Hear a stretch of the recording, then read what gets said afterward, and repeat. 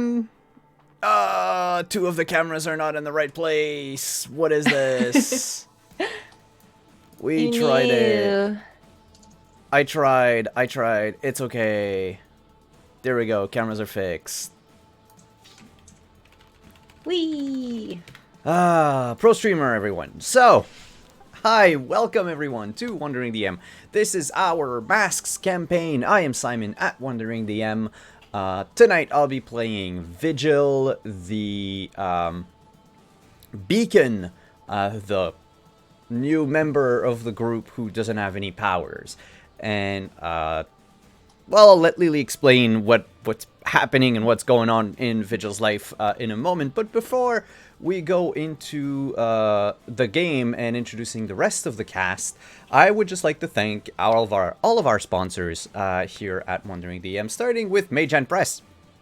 If you like D&D content, Mage Hand Press basically makes new classes, new spells, new settings. They're also the makers of Dark Matter, D&D in space. If you want to have inject some sci-fi into your fantasy, look out for Dark Matter. Oh, you have the hardcover.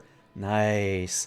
So yeah, you can go on store.magehandpress.com. It's in the chat. It's in the panels down below. And you can use code WanderingDM to get 15% off everything that you purchase. Next up is Found Familiar, the coffee company. I am actually drinking Meta Magic tonight because I'm a sorcerer. It's a dark coffee. It tastes amazing. Look them up at foundfamiliar.com. You can use code WanderingDM if you want to get 10% off your purchases. And if you live in the continental United States, if you order for $50 or more of coffee or mugs, because they have mugs as well, you get free shipping. Had to take a sip. That wasn't part of the spiel. And our last sponsor is Dice Envy. If you want to get some shiny new dice, look up Dice Envy using the panel down below. They offer an amazing selection of dice, and they are rather pretty. However, there's one new addition that we can start talking about today now. As of yesterday, I have become a Diceomancer, affiliated partner with Level Up Dice. They make luxury dice for all of your RPG games. If you want to check them out, the address is in the chat right now. You can click on the panel down below. Every click helps, in fact, so even if you don't plan on buying anything, if you just use the link to go peruse their store, this actually helps the channel grow in their partnerships, gives me XP as a Diceomancer, and what's nice is that the higher I get as a Diceomancer, the more reward I can give back to the community with giveaways and contests and free Level Up Dice products, if that interests you. That said, let's go and introduce the rest of the cast, and then kick off the game. I'll begin with the person on my... Shit, is that my right or my left? Well, that's my right now, but anyway, it would be Deirdre. Hey y'all, you know me. I'm at Deirdre on Twitter, or Praxaworth as me for it. Used to be hanging out in the Twitch chat, and today I get to play Alcestis. And she's doomed, but apparently the most well-adjusted person here. That's a thing that happens, and I'm totally supporting stalking certain people. It's a fun time. Right above Deirdre is Cleric. Hi, I'm Kat. I am at Cleric of Cord. I am playing Chameleon, who is sometimes known as Cammy to her friends. She is transformed. Nobody's quite sure what's underneath the hood and the layers, but it's definitely been transformed. And to the left of Cleric is our last player, Pope. Hey everybody, Pope here. Oh, I have been missing this game. I have been wanting this game.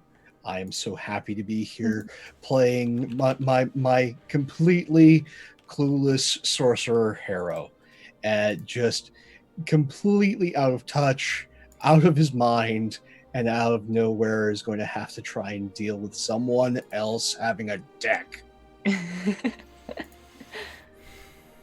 Yep.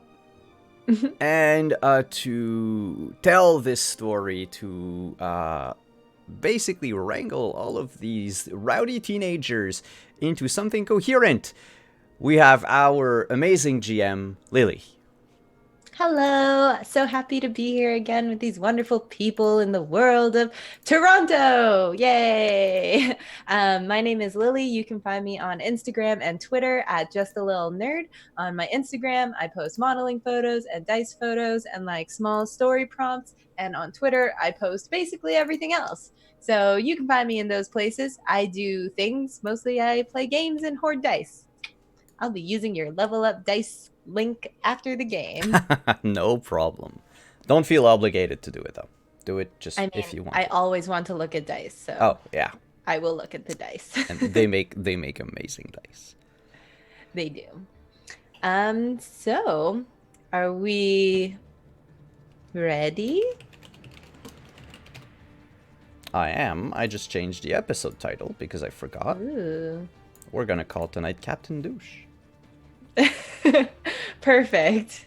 That's appropriate. So, for those of you who weren't here last week or who need a refresher, in our episode last week, the heroes were sent to a big mall in Toronto called the Eaton Center by their mentor, mostly Harrow's mentor, but she's kind of absorbed all of them into her mentorship, the Supreme Sorceress, because she had received information that the Hell Portal, which was opened up a month ago, was most likely caused by a copycat deck.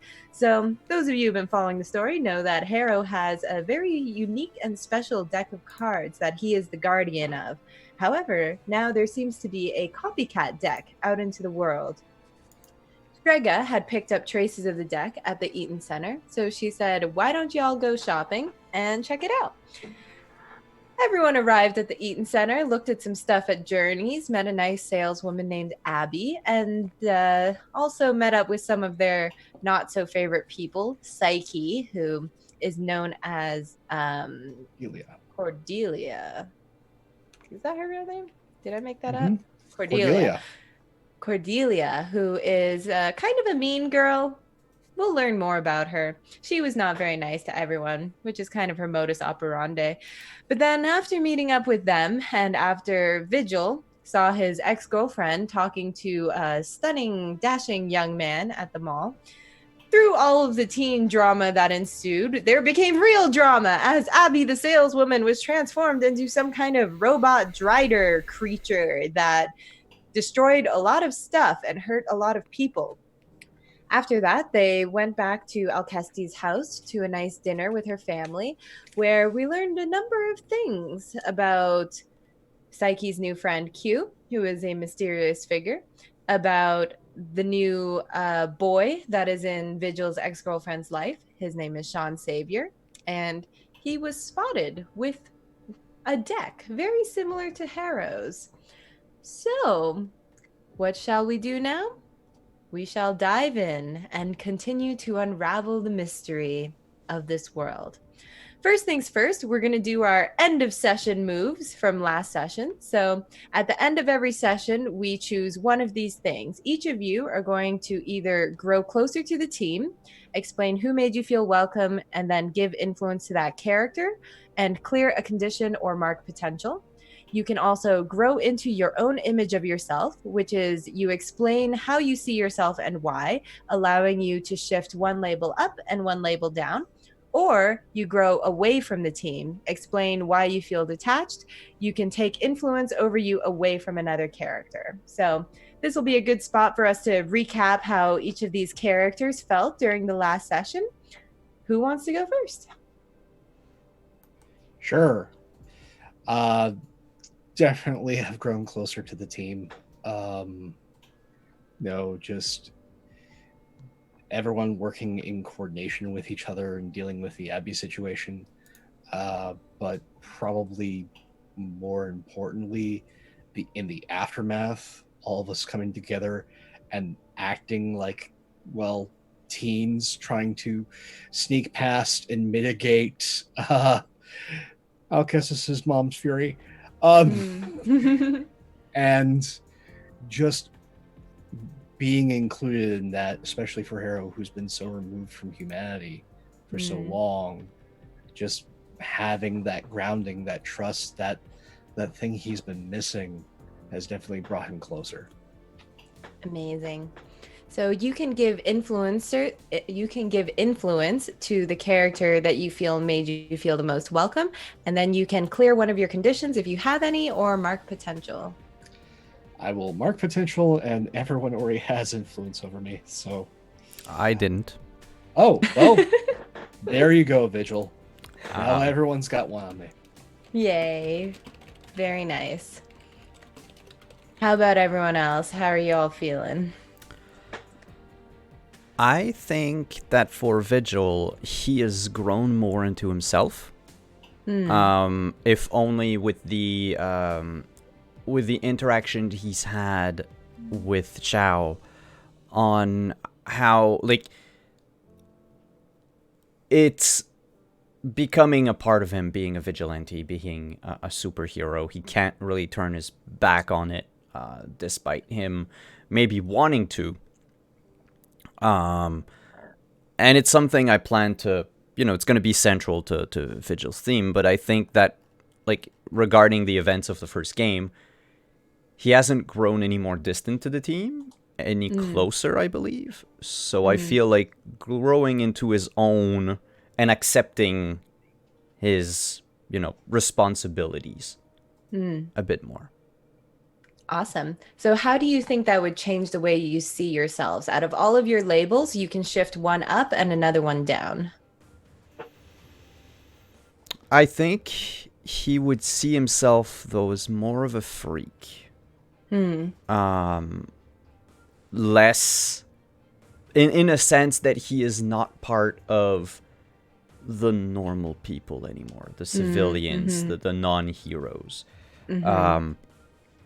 That's how he sees himself. He's growing into a world that is completely different, and he's gonna have to carve his space in that world. That said, I believe, looking at what happened last time and everything he did, I would up the danger label by 1. Okay. Is danger... Danger is how dangerous you see yourself. Okay. Is it I boost one up and I take one down, or it's either? Yes. Okay. So yeah, danger One would, up, one would down. go up. So your danger went up and your freak went down, or your mundane went down? 'Cause if you see yourself as more of a freak, then it would be your mundane that goes down. Because if your freak goes down, that means you see yourself as less of a freak. Oh, my bad. No worries. Yes, So Vigil mundane goes becomes down. a little bit more dangerous and a little less human, as it usually happens when people start becoming Instagram influencers. I know the feeling. It's tough. Alcestis, Chameleon, how are you feeling after last session? Chameleon has definitely grown closer to the team, and even though there wasn't a whole lot of it during the session, a lot of it has for her has to do with moving into the mansion castle with Harrow and Strega. Definitely feels a little more accepted within a group than she has in a very, very long time. So I think Harrow already has influence over her. No, he says Nope. no. Okay, so yeah, Harrow has influence now. Awesome. And you also get to clear a condition or mark potential. Marking potential. Woo, I love potential. Yep. Gotta And grow. Alcestis. I think it's going to be growing closer to the team, and I think it's particularly the the setup 1-2 punch that happened between Alcestis and Vigil with Abby. It's like he stepped up and was there when, it's that, again, she's a team sports player, and it's like, okay, you can, if you know that the shortstop and the second base, or who's going to cover the outfield, who's making the throw to second, who's making the throw, who's making the throw to home, where's the coverage coming from, and you have to know that instinctively and not have to call for it on the field. And I just had a bunch of people look at me like, what the hell are you talking about? It's fine. It's how you make sure that the ball gets from the outfield to the infield where it can do good job things. And so that setup, and then having Vigil step in and actually follow through and get things done, I guess it brought her like, this is a team now. This is like team sports. So I think that's, and then I think I think in this one, she's going to give influence to Vigil on that. All right. Okay. And then mark potential, because I don't have any conditions to clear. Perfect. All right. So that is where we left off last session. Our closing shot of session 1 was all of the team leaving Alcestis's backyard, about to drop Vigil off at home, jumping over the fence, climbing over it, doing weird backflips over it. Just one of those real heartwarming moments. And speaking of teams, I completely forgot to play with team mechanics last game. So at the start of this session, I'm adding 2 team to the pool. Team is a mechanic that will come up in combat where you can spend team in order to get +1 to rolls or help your teammates get +1 to rolls. We'll get into it when we actually, or if we actually get into combat. But just so you know, I have added team to the pool, and you're starting off with 2. So this session, we are actually going to start off the next day, the next morning, as Vigil is waking up in his apartment, house? Why don't you describe where you live? Yeah. So Vigil lives with his grandmother in a it's a 4.5 above a corner store. They have another neighbor upstairs. They're like the apartment in the middle. And it's not necessarily spacious. When you come in, you have the living room, which is cluttered with newspapers and magazines that his grandma loves to read, and that he sometimes will jump into to try to find news about himself. And cut those out and bring them into his room. They have a TV, which they recently replaced with a flat screen TV. They used to have the old CRT monsters before then. The walls are lined with photos of his family. Some of them he has no clue who they are, and has never met his whole life. Some because they live still in China, whereas others, like one of the frame photographs, is a picture of his dad and his mom, and him when he was a baby. And then there's a corridor leading out from the living room to immediately behind the living room is his bedroom. At the end of the corridor is his grandma's room. And then opposite his room is the bathroom and the kitchen. Wonderful. So it's rather cramped as far as apartments go. All right. I don't know how you've been inside of my grandma's apartment and described it so perfectly, but that was uncanny. So you wake up in your room at your grandma's house, and the first thing you see are the 3 newspaper clippings that you're actually, in. You haven't really been in that many, but 3 feels really good to you. Those are the first things you see every morning, the reminder that you are a hero, no matter what anyone says. The smells coming into your room are the smells of oil and garlic frying. Something smells absolutely delicious. And you hear your grandma, Lu Rongwei, shuffling around in the hallway. And you don't know how she knows that you're awake, but it's like as soon as you open your eyes, there's like a knocking at the door. Oh my gosh, what would she call you? She's not gonna call you Vigil. What's your character name again? Adam. Adam. Adam, I am making dumplings for the Lunar New Year coming up today. Do you want to invite your friends over to eat some with us? Yeah, sure. I'll call them right away now. Tell them to come and bring a big appetite. We have a many dumpling to eat. Sure, I'll take my cell phone and all. I figure we have a group chat, which probably leaves Harrow out of it. So I'll text to the group chat. Hey gang, do you want to eat dumplings? My grandma's making way too many. And I'll take the card and put it against my ear. Harrow? Yes. Do you want dumplings? Grandma's making dumplings. I want you to concentrate on this card very carefully. I'm in my underwear. I want you to get dressed. Then concentrate on this card very carefully. I'll get dressed. And just to make sure things are awkward, I'll go put the card in the bathtub. Okay. And then I will look at it and concentrate on it.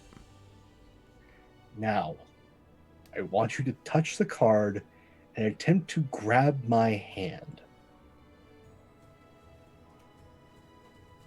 I bend down. Visualize it. I visualize in my mind his hand coming out of the card.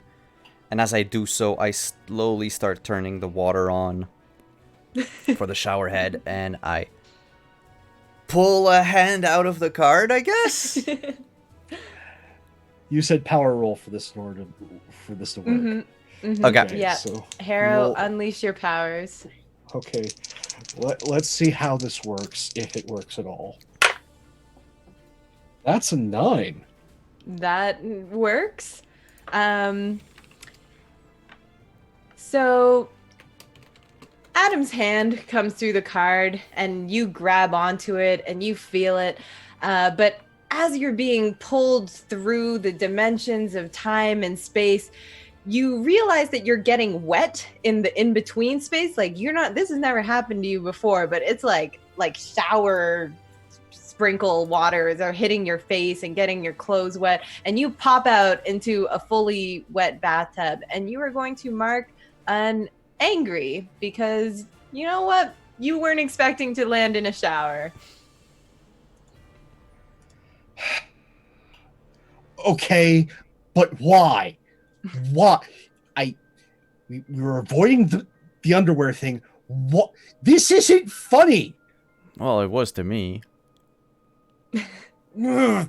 All right, It just here's a towel. storms out. You're gonna put water all over my Nas floor. Should have thought of that before you did the joke.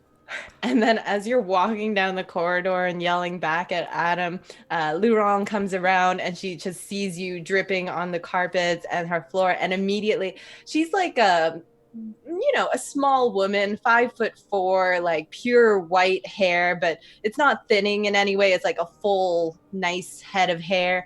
And she stands very upright for her age, but she's got like a deeply lined face that crumples into more lines and wrinkles and frowns as she sees you. And she says, you're getting water all over my floor. Go get a towel. Adam, get your friend a towel. Run back into the bathroom. I Just told you. fuming. And I hand you a towel. Alcestes and Chameleon, it's a Sunday morning. Where are you at when you receive this message from the group chat? Well, Chameleon spent the night at Alcestis' house last night after we dropped Adam and Harrow off. And so, like, Alcestis is lucky because she's the only girl, so she has her own room, but her and her brothers kind of share the other room. She's really happy about that. But she's got like She's got the phone next to her on the bed, and she sees the group message, and she's probably been up for like a little while. And she like leans over the side of the bed to where the like she has a day bed with a pull-out trundle, and kind of leans over and pokes Cammy and is like, "Want dumplings for breakfast?"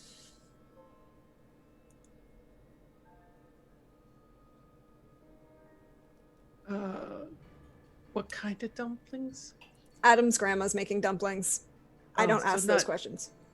Oh, okay. So not like Bisquick and water on top of soup dumplings. Nah, not chicken and dumplings. I heard about those. They're not so great. Yeah. Don't. Oh. I have to go, don't I? And because I mean, she wasn't given a choice about spending the night either. So. Not really. No. Okay. Yeah. Can I borrow the shower for 20 minutes? You get to fight Herc for it. I figure you got like 3 minutes before he gets in there. As soon as you say you have to fight Herc for it, there's like a big bang from like the next door as you hear Dionysus and Heracles wake up, and you know that they are doing their customary wrestling to who gets to go in the shower first. Which Chameleon has experienced and knows that she's got those 3 minutes, and she is in the bathroom with the door locked and a chair jammed under the door. And Alcestis, because she is a wonderful friend and she kind of is totally okay with pranking her brothers, has taken another chair and put it under the door of their room so that it takes them even longer to get out. What do you do after putting the chair under their door? Then she goes and she'll like yell to her parents' room. It's like, "Mom, Cammy and I are going to breakfast at Adam's. Do you want us to bring you back anything?" You hear Andromache reply, "No, that's all right, sweetie. Just try not to, get something stuck in your arm again. We just patched you up yesterday." "All good, Ma, thanks." And as you start to walk down the stairs, you hear another giant bang on the door as Dionysus is now trying to break it down. And you hear Heracles' voice behind him like, "Man, let me get it. Stand back. And you just watch as the door goes flying off of the hinges, and Heracles is just standing there with a hand up like, "Oh." And then from your parents' bedroom. Yeah, from the parents' bedroom, Heracles!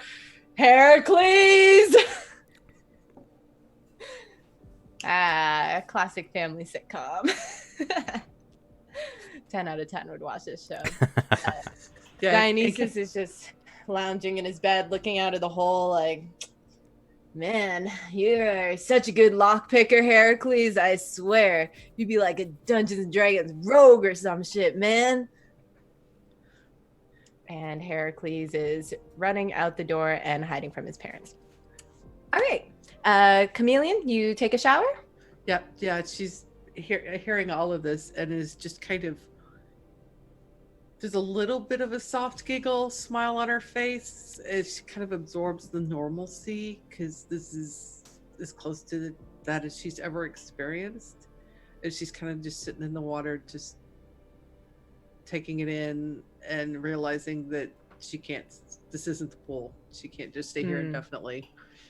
So it's probably only about 15 minutes later that she gets out and dressed and undoes the door, opens the door, and just cracks it just a bit, peeking out to see if there's anybody in the hallway, or if Dionysus is still in his room looking through the hole that was the doorway. Nope. Literally everybody is in the hallway. It is Andromache and Hector and Heracles and Dionysus and Ediocles, and they are all just standing around in a circle of yelling like, "Why did you break the door again?" "Well, it was Alcestis that put the thing on." Oh wait, I said Heracles ran away. It was everyone but Heracles, as Dionysus is saying, like, "It wasn't me, it was Heracles." And Ediocles is like, "I bet it was you, man. You're always breaking stuff." And Hector is like, just one of those. I can say it was definitely Heracles, and he ran that way. And as this is going on, Chameleon just closes the door, and a tentacle comes out from underneath the door and touches the wall. She takes off her clothes. She now matches the wall. And she just kind of slides along the wall back into Alceste's room, her clothes kind of being pulled along behind her, very slowly and carefully so nobody notices. And then she goes into Alceste's room and shuts the door and gets redressed. For some reason, I'm picturing a Kronk from the Emperor's New Groove right now. Yes, very much so. Only she blends. Yeah, perfect. Alcestes, you hear the door softly shut, and you know that Chameleon is probably almost ready to go. So cool. We're gonna go to breakfast at Adam's. Anything y'all need? Nope. Thanks. Cool. Bye. Yep, Hector just sort of waves a hand at you with one hand and cuffs Dionysus over the head with another hand, just back to yelling and mayhem. So, you two get in the car and drive over to Adam's apartment. It is difficult to find parking. Have we been there before? I assumed so. I would say probably... Because you dropped him off there last night. Yeah, we dropped off Yeah, there last night. Yeah. Yeah. So I mean, you've been there. Yeah. Yeah, probably once before, like, inside the apartment. Because, Yeah, but I probably, like, we've dropped known you each other outside a for a couple times. month, so there's not a whole lot of opportunities. Plus, the manor is just fucking too sweet. Yeah.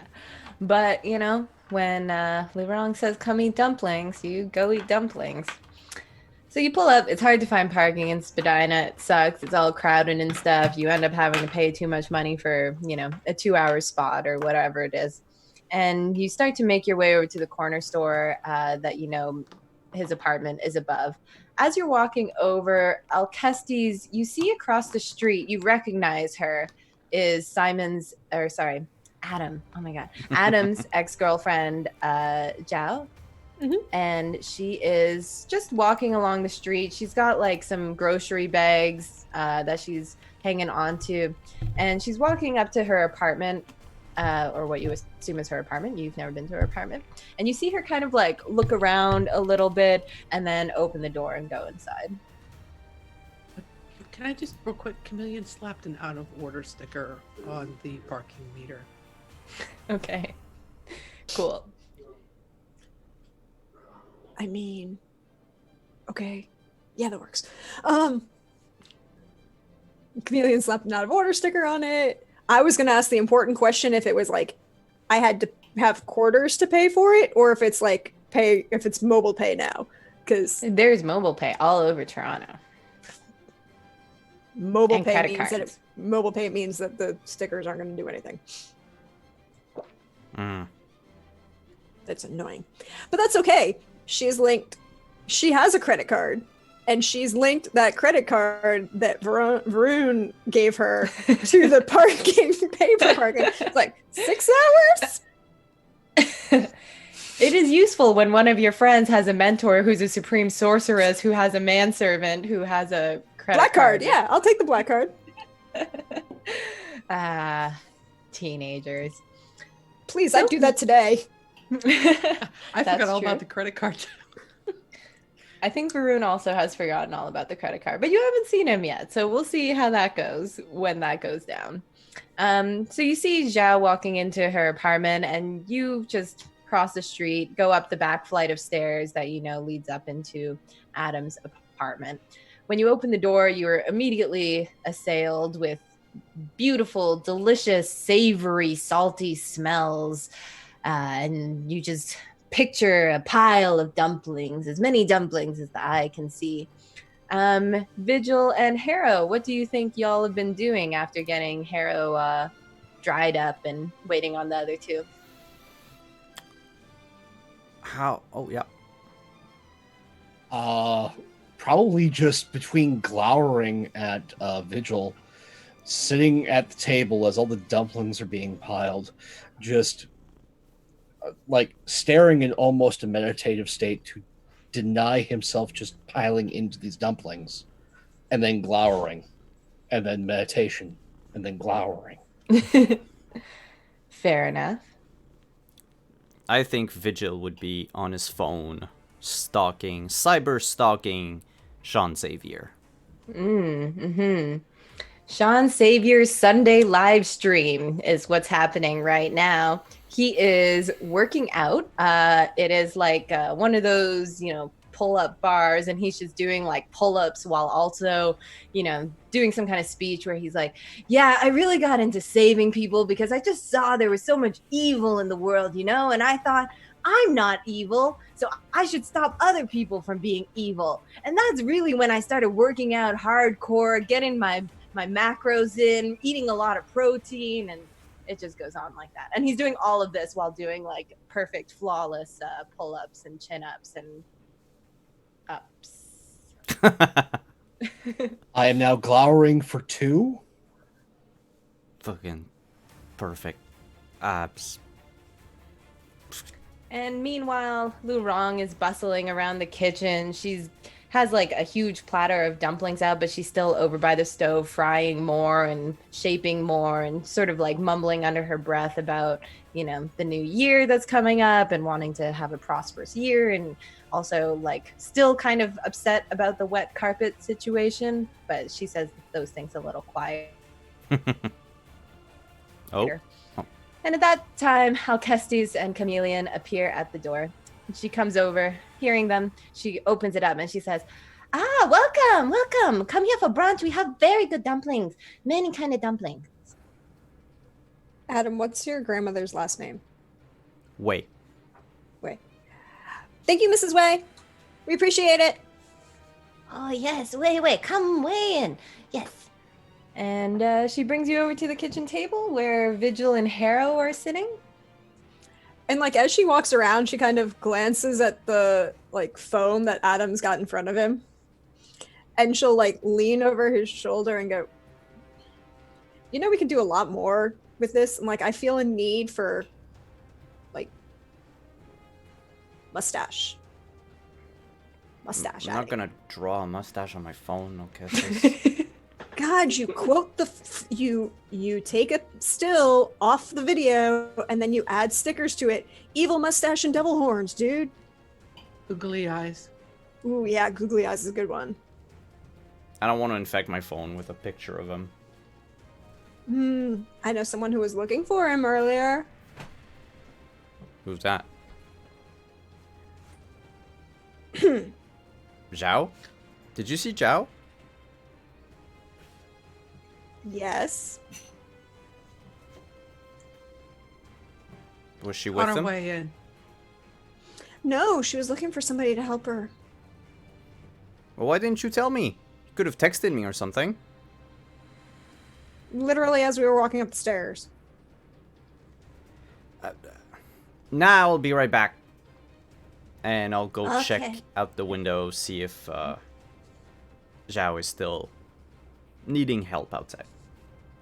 Yeah, she's already gone into her apartment, but when you look out the window, you do see a familiar face on the street. It is not Sean Xavier, but Q. However, they are not going to Zhao's apartment. It looks like they are just there, coincidentally. Kind of browsing the street vendors. They're alone, don't appear to be with Psyche this time. And yeah, they're browsing the street vendors, just sort of picking up fruit, smelling it, walking on to the next thing, popping into a shop, out again, wandering around. Cool. I'll make a mental note of that. Back in the kitchen, Lu Rong is sitting down, like ushering everyone to sit down, putting dumplings and sauces and tea in front of everyone. And she says, "You saw Zhao today?" Yes. As she was going inside. "I miss that girl. I told him that they should not break up. She was a good girl for him." I don't disagree. I don't know. And she kind of like side glances at Cammy.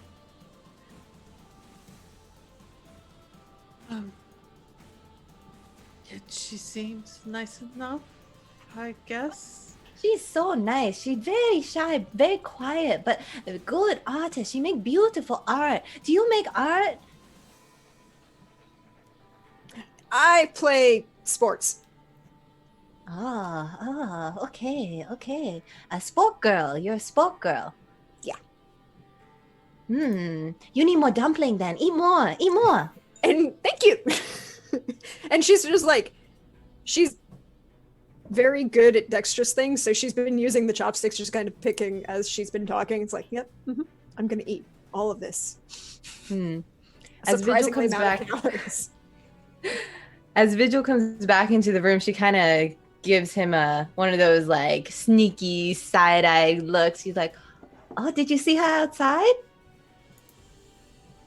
Did No. you see Xiao? No, I didn't. She's so beautiful. I saw her last week, and I love what she done with her hair now. You should get her back." It's complicated, nah. Yes. Always complicated with a young love. You know, your parents, they met when they were 18, but they love each other so much, never separated. That is what you and Zhao should be like. More tight, more together, less complicated. I wish that was the case, but I think she has a boyfriend now. Yes, I saw him when I saw her last week. He had the blonde hair, very beautiful. Yeah, well, he's ugly and a douche. Yes, douche. You know, he looked familiar. I seen him, I think, in the television or the newspaper. He saved a lot of people. Yeah. Chameleon is very skillfully as well with the because she can adjust her finger tentacles to she's eating, and as this is going on, she finally goes, "Don't recognize some of these fillings. What are they?" Trying to realizing that poor Adam is just in need of rescue. She turns her attention fully to you and is just ecstatic to, describe the various types of dumplings. Oh, these ones are chicken and chive. Over this one, we have a beef. This one's a barbecue pork. We need to get your recipe to Verdun. Varen doesn't handle Chinese cuisine well. It usually ends up with him accidentally summoning a food dog. As he's trying to use his magic to manipulate chopsticks so it carries... Because using actual chopsticks, it requires too much dexterity. But trying to use magic to use chopsticks is easier. Of course. For sure. And it's not going well. See, I just picture Harrow finally picking up a single chopstick, putting it down into the dumpling, and then using it like a skewer. We are getting there. We're not there yet. As he's taking a bite, but the dumpling's slipping, so he's having to I'm eating them with my hands. You can. She just seems amused by all of this and does not seem to care much about the table manners happening right now. She continues bustling around, setting out more sauce dishes, and then goes into the living room for some unknown reason for a little while. Alcestis takes the spare chopsticks that are kind of like laying nearby and not even paying attention as she's eating with her hands, uses the telekinesis to do the little kid rubber band and thing for, and then sends them over to Harrow. It's like, here, use these. Then, after he's already used the chopsticks to stab, has a dumpling skewer and has just finished that, starts experimenting with now the child chopsticks, and just seems quite happy as he almost Beast Boy starts just digging into these dumplings. With I don't know about all of you, but I really want dumplings right now. Yeah. You have no idea. Why did I do this? Didn't we agree that the worst part about this game was going to be the food cravings afterwards? I love describing food. So with Grandma out of the room, Chameleon's going to take the opportunity to let everybody know about the soups that she saw at the mall that weren't there when she got outside. That there were 5 of them who had disappeared that she personally recognized, and that seemed a little odd. Like the grown-ups ran away. And it was Blue Bullet, Axia, Squirrel Man, Silver Rocket, and Jean. Squirrel Man usually chases the glory. That's weird. He's a nut. Gets in that little wheel and just... Yeah, but it's just like, it doesn't make any sense. There are a lot of things about what happened yesterday that don't make sense. They were gone. They weren't there outside. Yeah, they're all superheroes that would be relatively known to you. The Blue Bullet also was like a teen superhero protege from a long line of Blue Bullets. He's now in his like mid-20s and is not as much of a superhero anymore, kind of like a B to C list superhero because he started, a clothing line, so he focuses mostly on that. Axia is a very like Valkyrie-esque woman, strong warrior. She's again like not super in the spotlight. She's in her late 20s, early 30s, and is nowadays more of a bodyguard for popular like empowered women, like female presidents, any government woman. She's really into like protecting government women for whatever reason. Squirrel Man is an eccentric nut who chases a lot of glory, was a homeless person who, the story is that he had an altercation with a squirrel over a park bench that they both wanted to sleep on one night, and the squirrel bit him, and he became a super squirrel man. He climbs things really fast and twitches a lot. And Silver Rocket is an ambiguous alien person who just appears to be made out of like sheer silver. Out of all of the heroes that were listed, they're probably the most prominent A-list kind of superhero. They're mostly known for, they did a lot of damage during the tower incident where the portal of hell was open. They rounded up like tons of demons and threw them back in. So they're quite popular. And Jean is an interesting superhero who is a fanboy in his early 20s, who is really obsessed with Kiss, and his whole costume is just Kiss makeup, and he has like supersonic screaming abilities. But he doesn't have the tongue to go with it. He does not. But he does have, like, he created a little, like, fake tongue that he, like, holds up to his mouth, and it's like a little robot tongue that does the, like, thing. He would have done so much better if he'd actually gotten the tongue as a part of the superpowers, but... Yeah. Can't win them all. No, just ask it. Squirrel Man. Radioactive squirrels, man. I can believe it. And wait, all of these people just left? Yeah, I mean, they were in the mall before Abby lost her shit, and when I went outside, they were gone. I mean, everybody else was around. I mean, even Dionysus was still around, but Q and the others, they were gone. That's weird. Yeah. You'd have thought they would have stuck around. Yeah. Did you see, and she kind of side glances at Adam and then looks back at Cammy and is like, did you see Mr. Savior when you were outside? Escorting little old lady out, building his brand, or just being a dick? I don't think No, I mean, everybody was gone. No Psyche, no Dionysus or Q. None of the superheroes, and she was gone as well, as was gold-plated douche.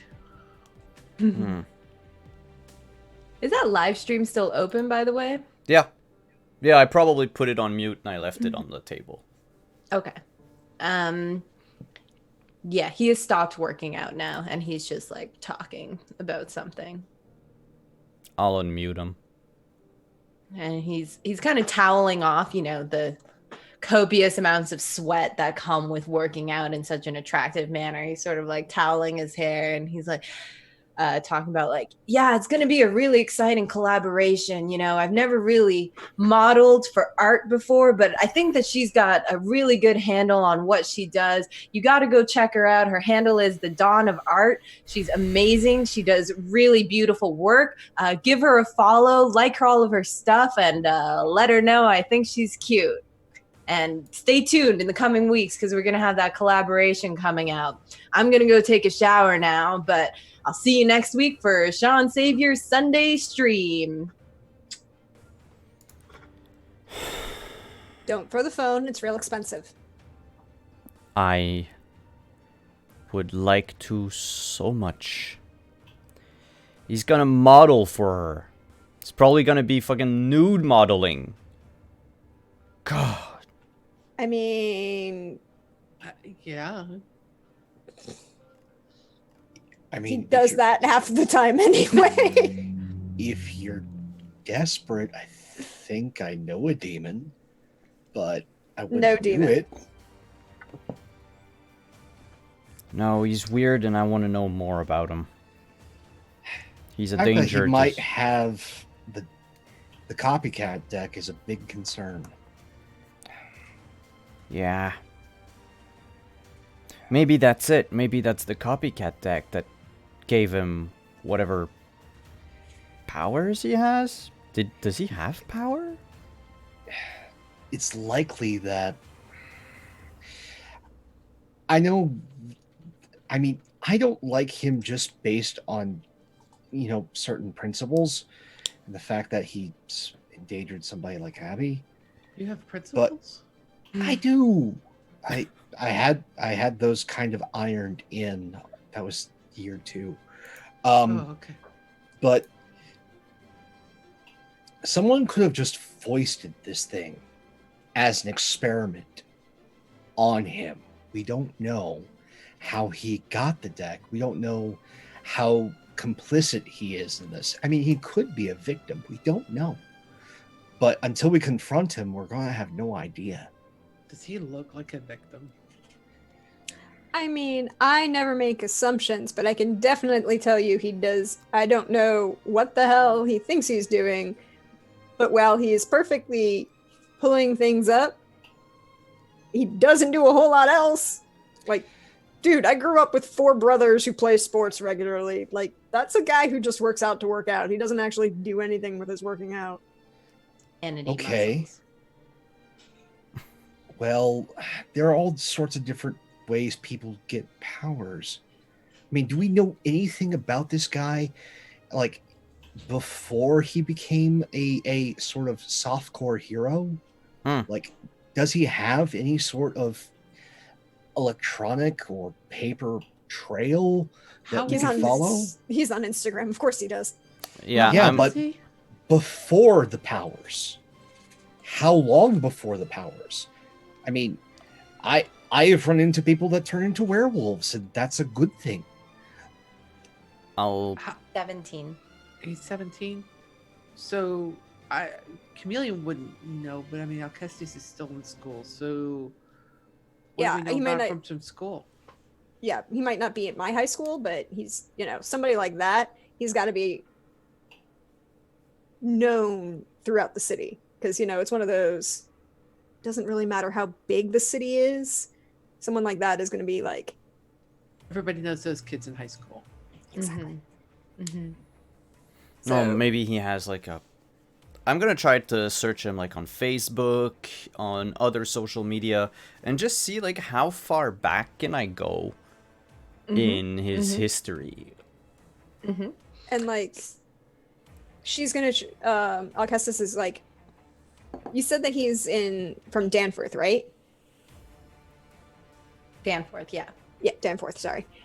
So that means that he should be relatively locally districted with her. Mm-hmm. Maybe not exactly the same schools, but kind of. So she'd be like, all right, time to break out, my access to all the important things. On your phone. Yeah, exactly. Because this is what phones do that cards don't. And she'd say that. It's like, and this, I can stalk, and there's a group me for the softball league. And then if I flip over here, there's another group me for the teen refs league. And wait, I can come over here and bother these people. This is why you need a phone, Harrow.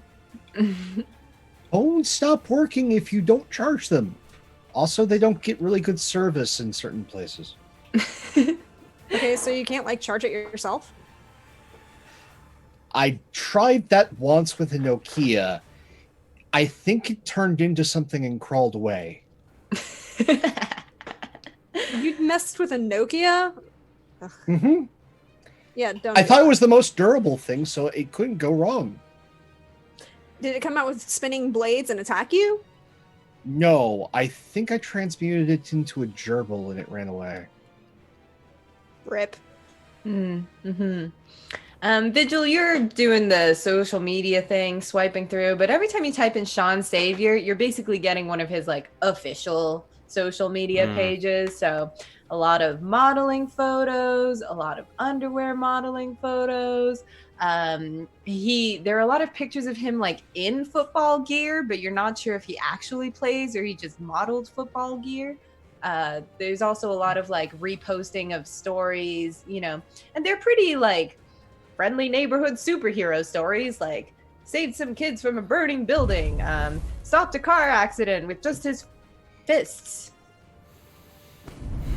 Okay, but models have agents.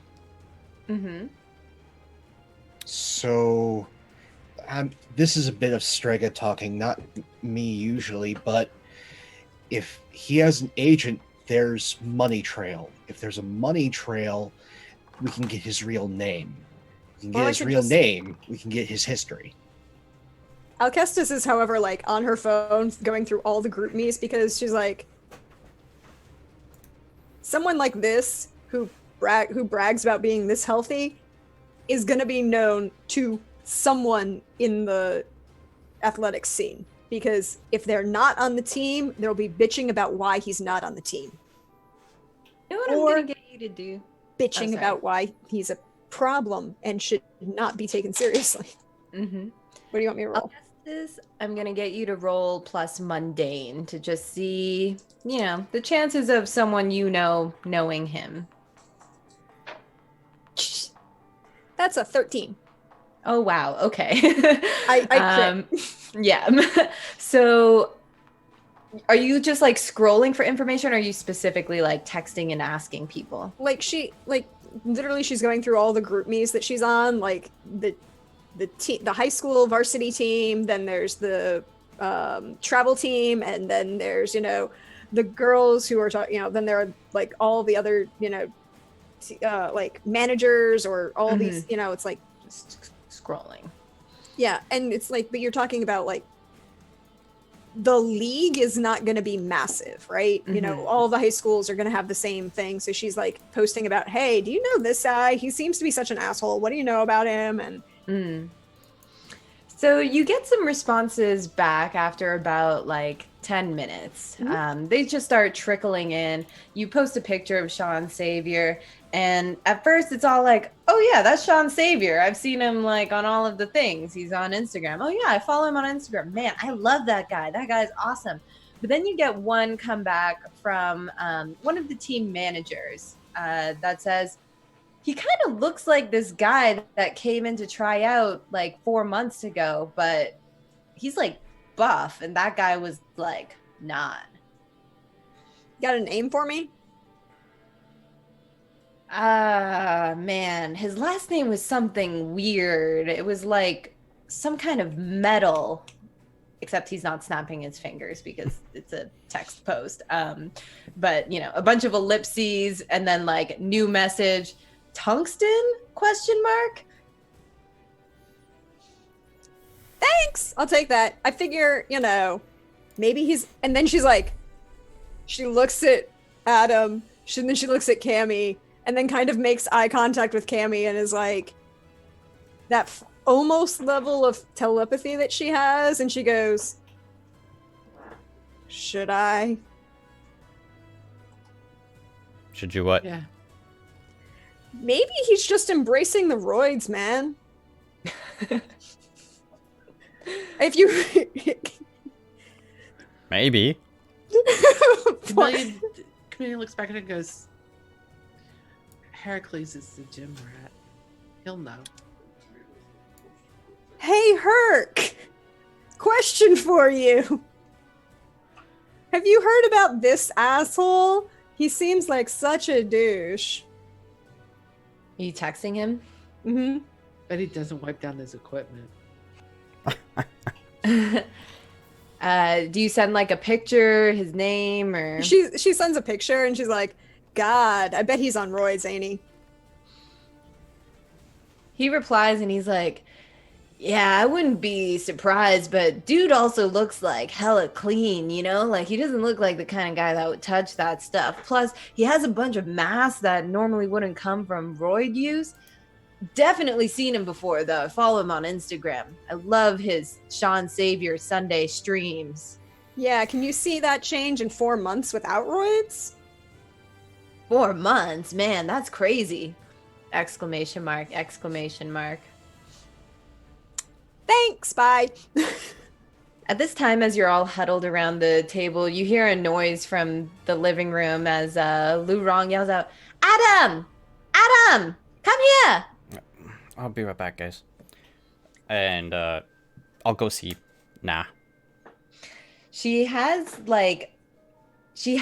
she has a bunch of the magazines and newspapers like open as if she had been like going through all of them in the time that she was away. But now she's like pressed up against the window and she's like, Adam, there's Zhao with her new boyfriend. Look, there he is.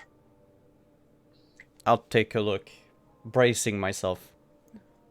And you see Zhao walking out of her apartment with Sean Savior, kind of like with an arm around her, and they look to be like very intensely discussing something as they walk down the road. There's a small vein that pops up next to my eye. Adam, you know, I love you very much, but that girl, she's special. She's special like you don't even know. Yeah, I know, Grandma. You know, I think that you're a good boy, and I think that if you talk to her, you can work it out. But first, you need to get rid of that golden, beautiful man there. He is very beautiful. He is in your way. Are you saying I should beat him up? I'm saying that he is with the girl that you should be with. Zhao, she is your destiny. I know. Your parents know. Her parents know. If your parents were here, they would say the same thing. They say, get rid of that boy.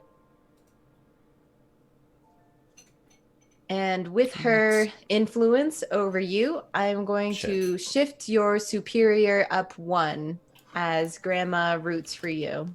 Oh, shit. Hey, Grandma. Yeah, I'll take care of him.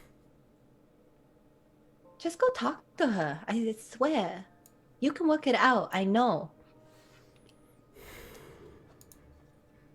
And she puts an arm around you, kind of like having to reach up to do it a little bit, but sort of like pats you on the shoulder. And she looks you dead in the eye, like very serious superhero moment. And she says, Anne, if you get back together with her, Adam, I love you, but I did not tell you everything about your parents' death. But there will be more that I can tell you when you become a man and get your girl back. That's kind of creepy, Grandma. She pats your cheek. Did you eat enough dumplings? Yeah. Did your friends eat enough dumplings? She just turns around and walks back into the room and like refills all this sauce and teas and whatnot. I'll keep staring out the window at where Zhao was a few moments before.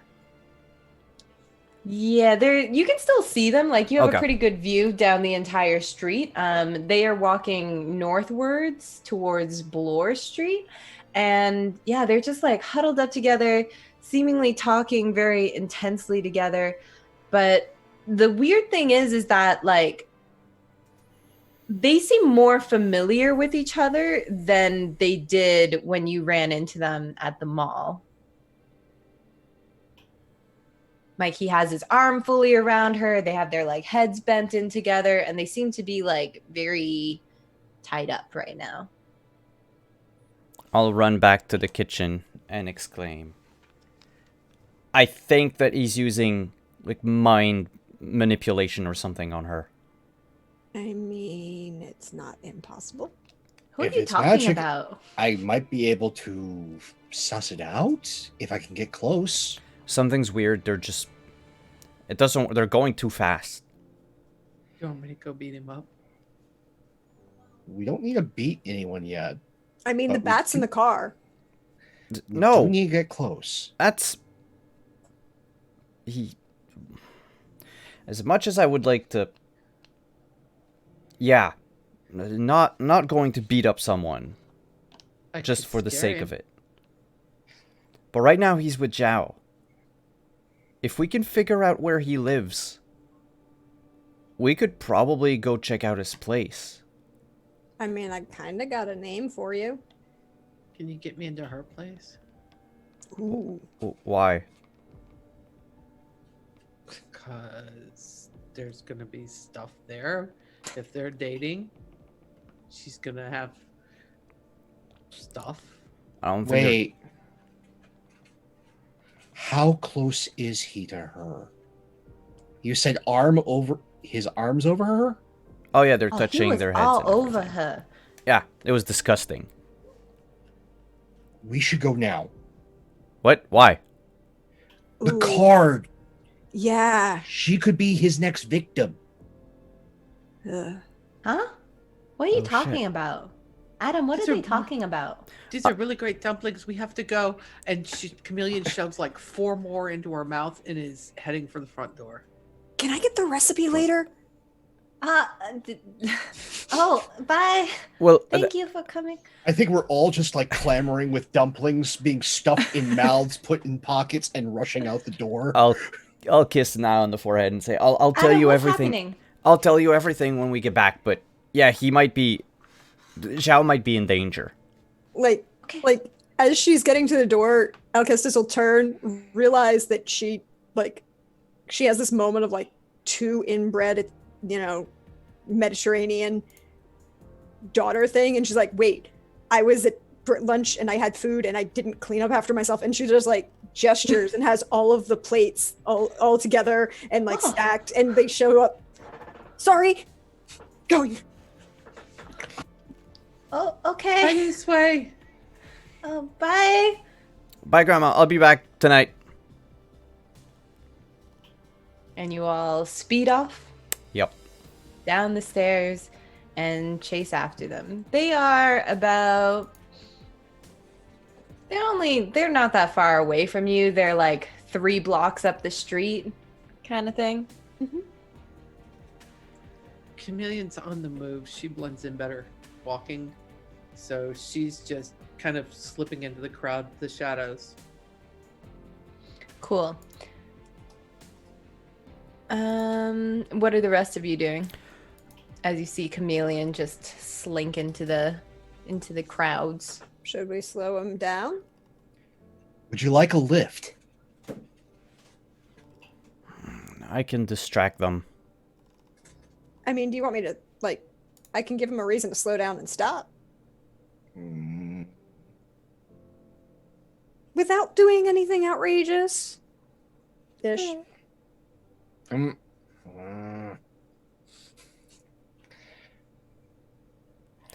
uh, Zhao! Hey, wait up!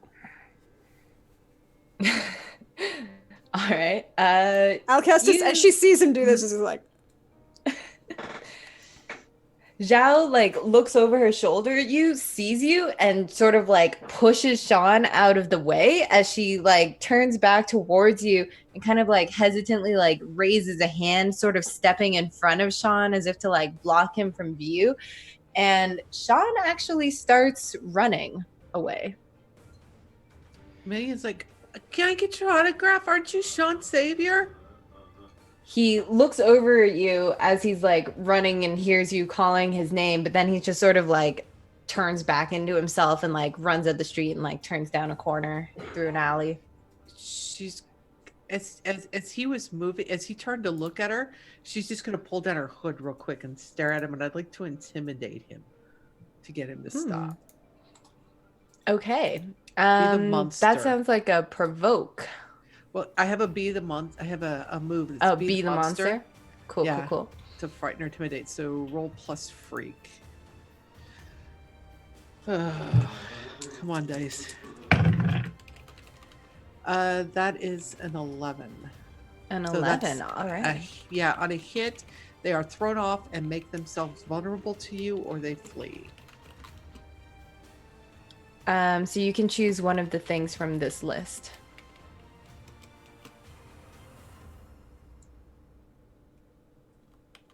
On a 10 plus, right? Yeah, because you had an 11. On a 10 plus, choose one.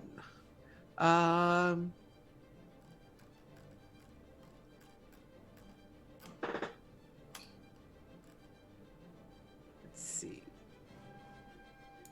She's gonna feel more like a monster afterwards and mark a condition. Okay. I'll mark a condition, which will be oh, that's your choice. Never mind. So Yeah. So I'll say that you pull down your mask and you see his eyes kind of like widen as he sees you, and he slows down for a second, and then he's like, "Oh, fuck this." And then he just speeds up and runs faster and flees from you. And you are going to feel hopeless because despite you being a monster and having your monstrous appearance, despite being able to elicit fear in others, you weren't able to get the result that you wanted to. Zhao is like standing there, like nervously running a hand through her hair. Are you like walking towards her now? Yep. Adam, what's up? How are you doing? This is like weird. I haven't seen you in a month, and now like twice in 2 days. Yeah. Coincidence, I guess. Hey, I think I scared the dude that was with you? Oh no, it's Sean Savior. He probably had to go and save someone. Yeah, about that. I'm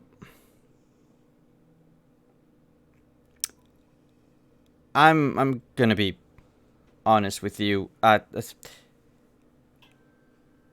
Are you okay?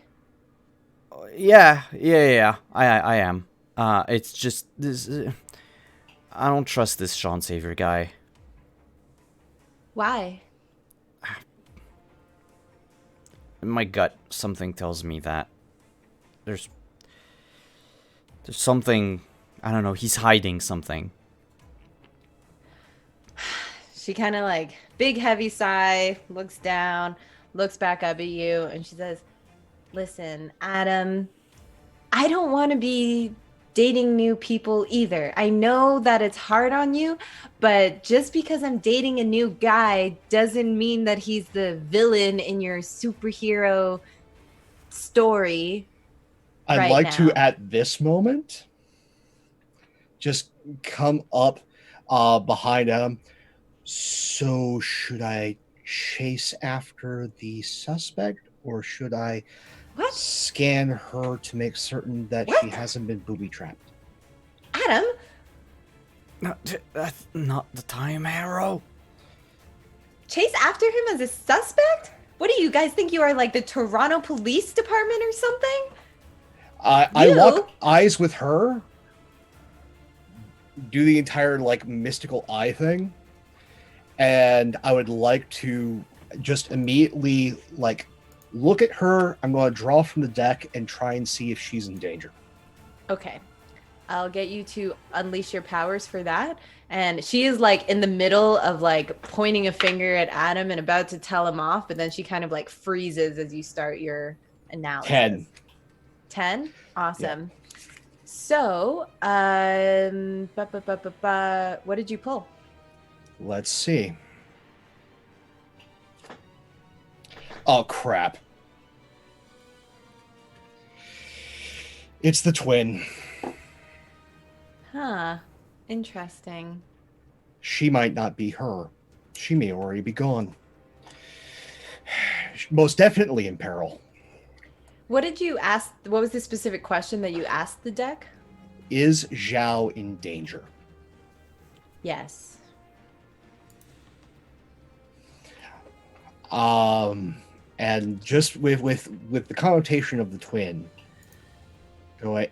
I'm just going to quickly like say something like conversationally to them in essentially Sylvan and go, so you really don't need to worry about anything. I'm certain Sean's just a nice guy.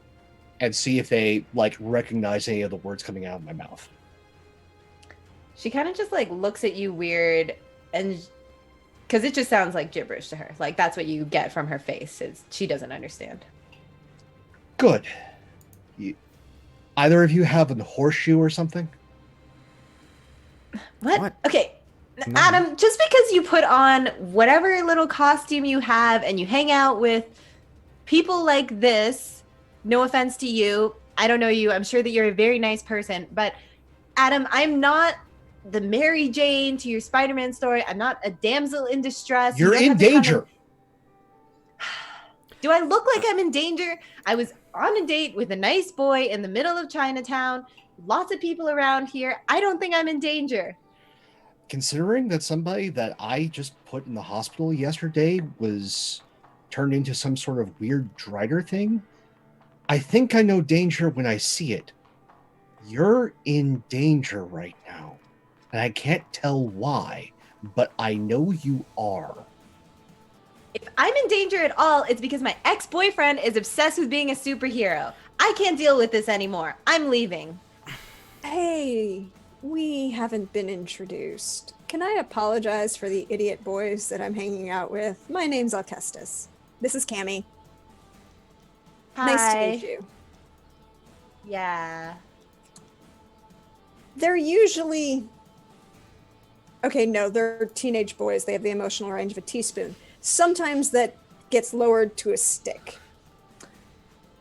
But they are actually kind of concerned about you. And considering the fact that I was talking with my brother... Hey, by the way, my brother's Heracles. And we were both kind of concerned because, you know, this Sean Savior guy, it's kind of known in certain circles. His real, you know, his name is Sean Tungsten or something like that. And people were talking about that they were concerned that he was doing like opioids or roids or something because he didn't look like that 4 months ago. Thank you for your concern. No. Hey, I'm not in any way, shape, or form judging who you choose to date. You know, your choice, whatever. But be considering that things like that can have an effect and, you know... Sure. Agreed. It's a thing. I mean, it's the same thing as having I always want to let, you know, like any guy that I would be dating, I would want to kind of know if he's on taking something and nobody told me. But hey, we'll get out your hair. We won't bother you. Again, it's a pleasure to meet you. I've heard really good things about you. And she kind of reaches her hand out to shake. She gives you her hand hesitantly. And she does so. She meets Zhao's eyes and just uses the memory manipulation to make the last 5 minutes or 15 minutes gone from her mind. Okay. You know what? Give me an unleash your powers for that, because that's a long period of time to wipe Yeah, for someone who's that's very aware during that time. right. Mhm. That's a 9. A 9. All right then. So you see her eyes glaze over in the customary way that you are used to with your memory manipulation, and she kind of like blinks and looks at you and is like, yeah, Alcestis, right? Yeah, sorry. Sorry. Are you okay? I kind of bumped into you. Are you all right? Oh, yeah, I thought I was mad about something, but I mean, usually I'm mad. Like, were you? Maybe it was because I bumped into you. I'm really sorry about that. Hey, Adam, can you take her home? She doesn't look well. wait, no, I was mad at him. Oh, well, being mad at him I'm makes sense. yeah, I'm just gonna go and By the way, yeah. if Have any, yourself a nice day. yeah, have a good day. And if you ever need anything, feel free to look up the manor. It's over in the necropolis. I grab Caro and am just kind of ushering him away. Bye. As she's walking away, she like looks back a few times and kind of like walks into a building and then like walks out again, and she seems very disoriented. Adam, And walk her home. Adam, walk her. Boom. And she like Did you kind of use your? she shoves her elbow into his ribs. It's like, walk her home. We're gonna Alcestis, have you're a gonna talk. mark a guilty, as she seems a little frazzled Yeah. for the day now. And just like big mouthing to Adam the words mind whammy and then walk her home. I'll go after Zhao. I am very angry at Alcestis. She'll deal Do with you it. say that to her? No, I just internally. Oh, okay. Okay, cool. Yeah, you walk up to her and she kind of like shies away from you. Like she knows something is wrong, but she can't remember it properly. And she just goes, Adam, I'm fine. Why don't you just go spend the day with your friends? I don't know. I wanted to talk to you. What did you want to talk to me about? What do we have to talk about? Oh, what have you been up to last month? Adam, we talked about this yesterday. I'm not sure why I'm seeing you so much now when we haven't seen each other for a month. But you know what I'm working on. I'm building up my Instagram page. I'm doing a lot more art. Yeah, it's I'm trying to find myself. well, I like your new Instagram portfolio. Thanks. My I like your hair. thanks. And your friends seem nice. I'm glad that you have more friends now, Adam. Yeah, they're kind of weird, but they're kind of cool. She like reaches up and like kind of sort of runs her hands through your hair, like just ever so lightly, kind of messing up what you had done with it, but you know, in the way that girls do. And her gaze kind of like lingers on yours, and her hand will like drop sort of softly and caress the side of your face. And she looks really sad as she just says, I wish things were different, but they aren't. And I think it would be best if we continued to not talk to each other. There's a lot that you don't know about me and that I'm not ready to share with you yet. And I don't know if I ever will be ready because, well, you have your thing going on. She gestures at, your superhero friends behind you. And she says, and I have things going on now too. And sometimes people just grow apart.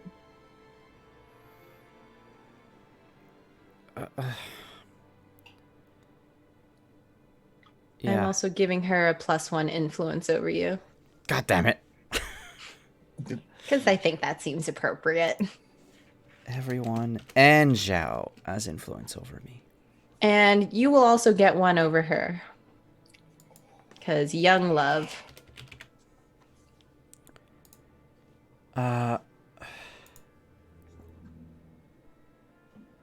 Yeah, all right. If you,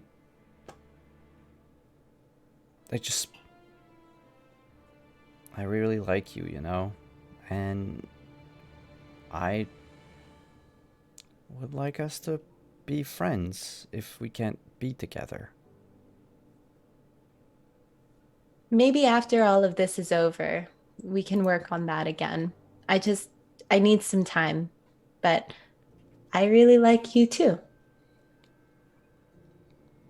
Yeah, I understand. All right. I'll try not to get in your way.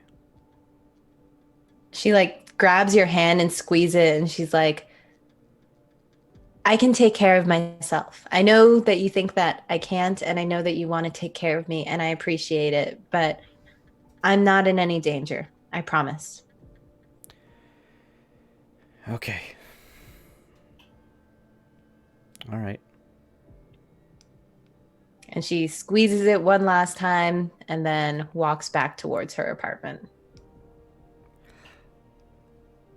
Is it nude modeling? She like stops in her tracks and like looks back at you with the most like horrified expression. And she's like, God, Adam, you're so immature. And then she literally just runs away.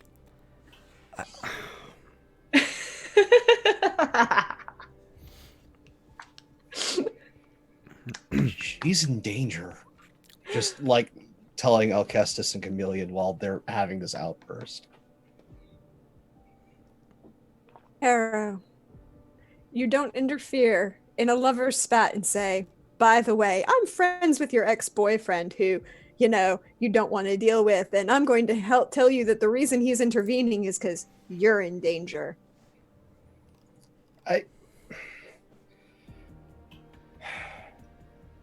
Okay, I can kind of see how that worked. Damn it. It's just with everything that happened yesterday, the last thing I want is something to happen to her. Then there are plenty of ways we can do it that don't involve pissing her off more, or making her defensive, or making her not trust us, or not care about us, or lots of things. The omen is bad. Great. We have a bad omen. I'm doomed to die. I'm Can we get working more on that. details? Yeah, sure. Do you want me to go follow her? Nah, Adam's coming back, I think. Yeah, Adam's coming back.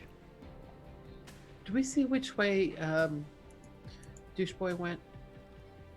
Yeah, he like ran up a block and then took a hard right down an alley.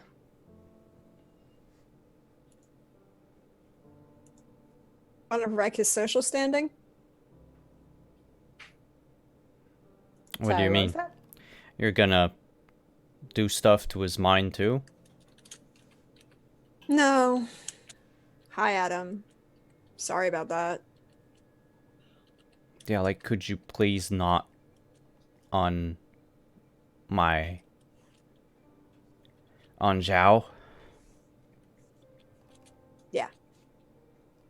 Vigil, do you have influence over Alcestis? I do not have influence over Alcestis. Yes, you do. Okay. As of- Yes, I have Oh, yeah, influence over as of Alcestis. yesterday. Yes. That's true. Alcestis, Vigil's like really mad right now, like more mad than you've ever really seen him before. And you seeing like how messed up Zhao was after she was walking away and stuff, you're going to shift your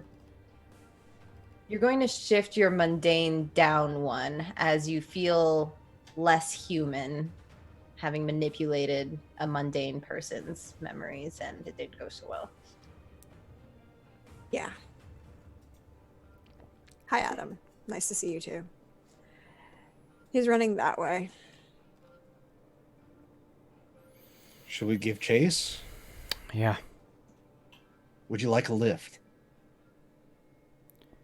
We don't know how far he ran, though. Do we have a way to track him down? I can go up. Isn't that going to attract attention? Superhero city. People fly. Not that much attention. He might see you. Oh, that's fine. Well, maybe we want to follow him without him knowing we're there. Chameleon just breaks off and heads off that way. She knows the alleys. She knows the streets. This is... She lived on them for too many years. And she's just going to start slipping through. She's going to kind of start angling to best guess where he might be headed, and if he broke off down that alley where she could intercept him. She kind of takes off after him. All right. Are you all following? Yeah. I think Alcestis is, but I think she's kind of like walking slightly behind everybody. She's keeping pace because it's not hard for her to do so, but she's staying back. Okay. So you start moving towards the alley. You are on Spadina at the intersection of Spadina and Dundas. Not that this means anything to you. It's just like for my brain to map you out. And you're walking northwards towards Bloor. You turn down the alley that he went through, which is like just between two, Chinese restaurants. The alley is like kind of decrepit, a bit of graffiti on the walls. You don't see him as you start walking through there, but you continue down the alleyways through the turns and stuff. The buildings just sort of like stack up next to each other, so there aren't a lot of turns that he could have turned off of. It's sort of a straight shot. But as you're going through, Harrow, are you on the ground or in the air? Did we decide on that? Didn't decide on that, but I'm probably going to at least go up just in case they chase him out or they end up going one way and he's going another. So you're like building height, above building height? I am probably just about 10 feet above rooftop. Okay, cool. So as you're all going in that direction, and Harrow, you're hovering above and sort of keeping an eye out. Harrow, you're the first one to notice because of the view that you have, but about half a kilometer ahead, it appears that there's like plumes of dark gray smoke that are starting to rise from a building on the left-hand side. And then you hear the wind carry just ever so slightly the sound of a scream. Just quickly into a card. We have an emergency. Be Shit. more specific. Screams and probably a fire. Where? About one click to the north. Thank you. And Chameleon breaks off and starts heading that direction. You all start heading? Yeah, Vigil? I think Vigil has this, like Peter Parker thing where he wears whatever he can wear of his suit under his regular clothes. So as we're running, he's gonna take off like the rest of the clothes and open up his bag and try to put on the rest of the costume. Alcestis takes a second, shakes her head, and does the clockwise spin. And I like how it's being done in the middle of the street. shoot. Have you seen Wonder Woman do it before? She doesn't care. Does not give. I don't have to say any fancy words either. So you both start to costume up. Harrow, are you going ahead of them, keeping pace with them? I'm going to fly a beeline because there was a scream. Now that they're informed, and just peel off and head in that direction, head towards the smoke. Awesome. So you kind of get assaulted by the smoke a little bit as the wind blows it into your face, but you kind of clear the smoke cloud and you find yourself hovering above what looks like a bank, a Bank of Nova Scotia, in fact. And the smoke seems to be caused by a fire that's inside the building. You see that there are a number of people on the street that are being held back by 5 people that are in like pure black morph suits, and they are forming like a wall, like holding hands and forming a wall. But every time someone like tries to get close to them, whether it's like a police officer or like a this or that, like they rebound off of it, like there's some sort of like force field around them. Are they keeping people out of the fire? Like they're preventing people from, like, first responders from getting to dealing with the fire? Or are they keeping people inside the building? No. Well, you can't see inside the building yet because Harrow is kind of at a bird's eye view, but these people that are on the ground that you can see appear to be keeping people out of the building. Including first responders? Yeah. And like as Harrow is watching, he can see people like yelling at them, trying to get in, but they just seem like an immovable wall.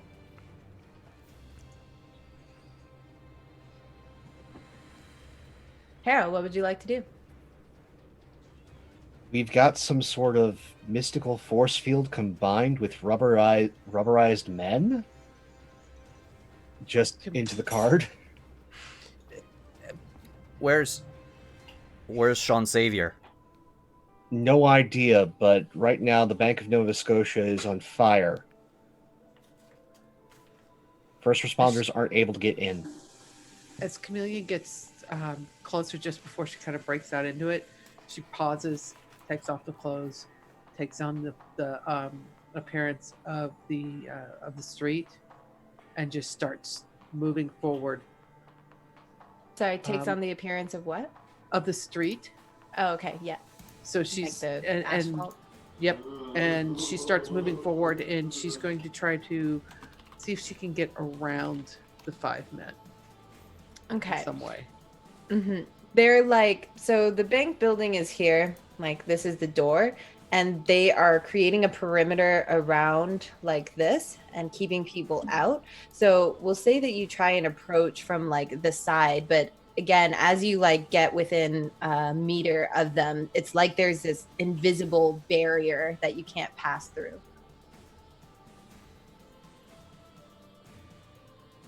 Oh, you muted. Are they encircling the building completely? Not completely, just the entrance of the building. She's going to work her way around then, and just doing that whole chameleon effect to blend into whatever surface she's touching as she works her way around to find where the wall ends. And then as soon as she does, she'll let the others know. Mm-hmm. When you come around the back, you see that there is another one of those like black morph suit creature people, and they are in the back doorway, which is open, and there's a bunch of like smoke and heat coming out from it, but they seem to be unaffected as they like have their arms and feet like spread in a spread eagle, like blocking the entire doorway. Vigil, what are you doing? Or Alcestis? Are there any buildings next to the bank, like not too far away? Yes, there's one directly to the left, but there is like the one that's on the right is on the other side of the alley that you came up through. Okay. Could I climb up on one of the side buildings and break into the... I don't know if the bank has windows given over on that side, but like jump the gap and break through a window? Sure. There are windows. They are on the second story of the bank building, and they're like those really big windows that kind of go from the first story to second story. You can't see through them because they're all frosted and pretty. It's not that long of a jump, so yeah, you can do that.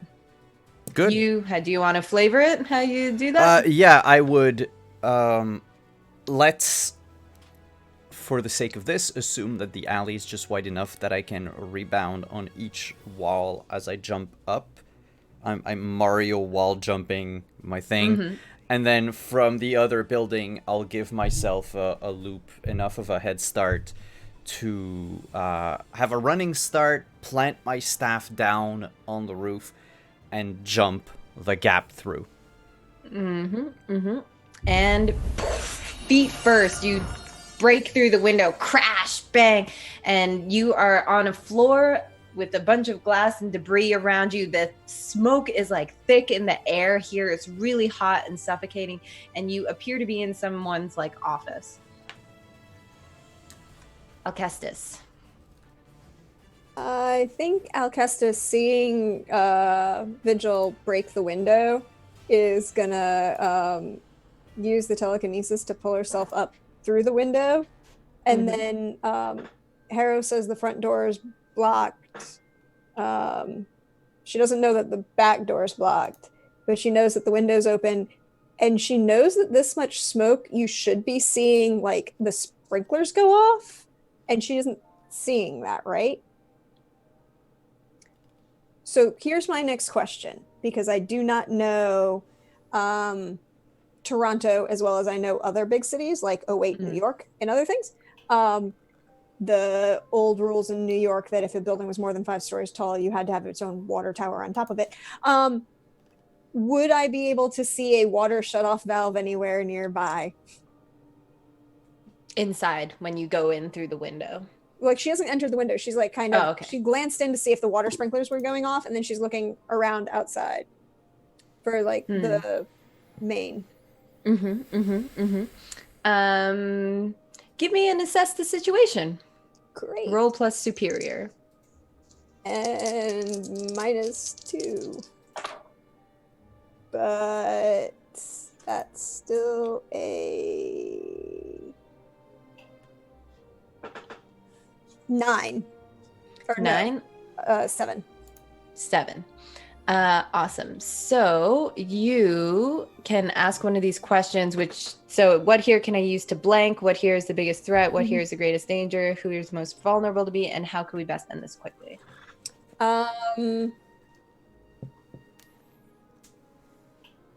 What can I use to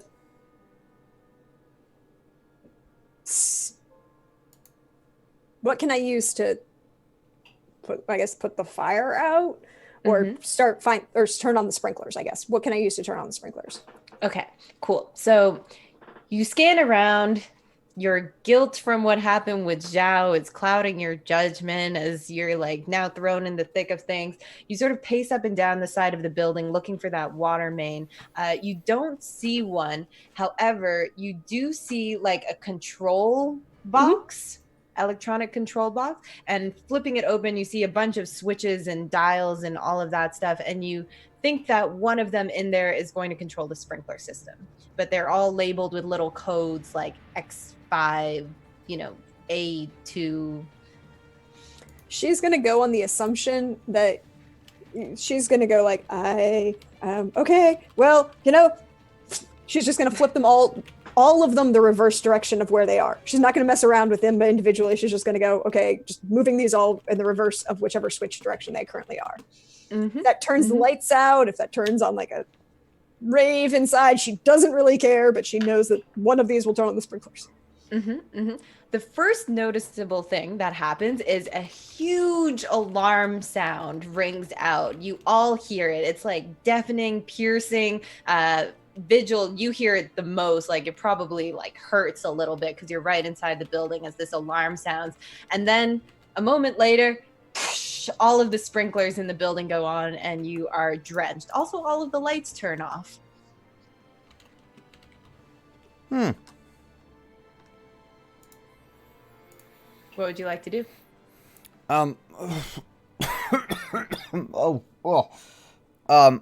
Can I see despite the smoke and everything? Yeah, now that the sprinklers have come on and it's sort of just like putting out the fires, the smoke is diffusing slowly. So you can start to make out a few shapes. You're next to a desk. The office that you're in has like glass walls. So you see like on the other side of the glass wall, just a thick wall of smoke, but you can start to make out in the other glass offices around you, the shapes of what look to be like bodies on the floor. And So picture being in like a big room Yeah. where there's a lot of cubicles, and Mhm. each cubicle is like a glass room.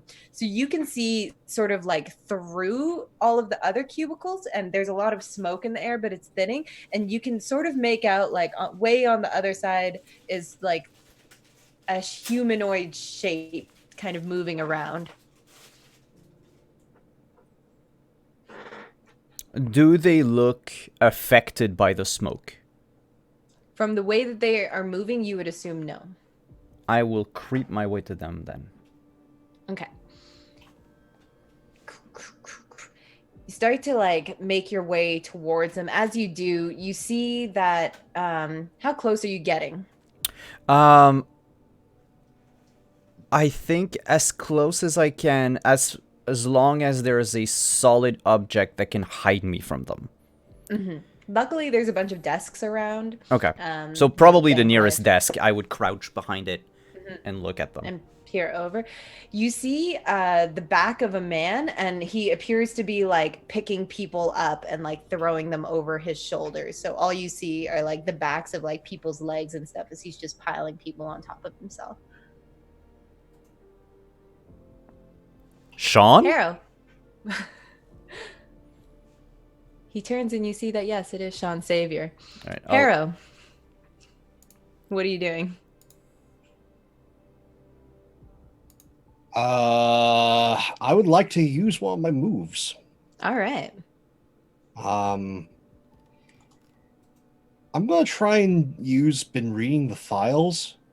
You've learned about the superhuman world through your mentor's resources. When you first encounter an important superpowered phenomenon, like these weird folks that are deflecting people outside, roll superior.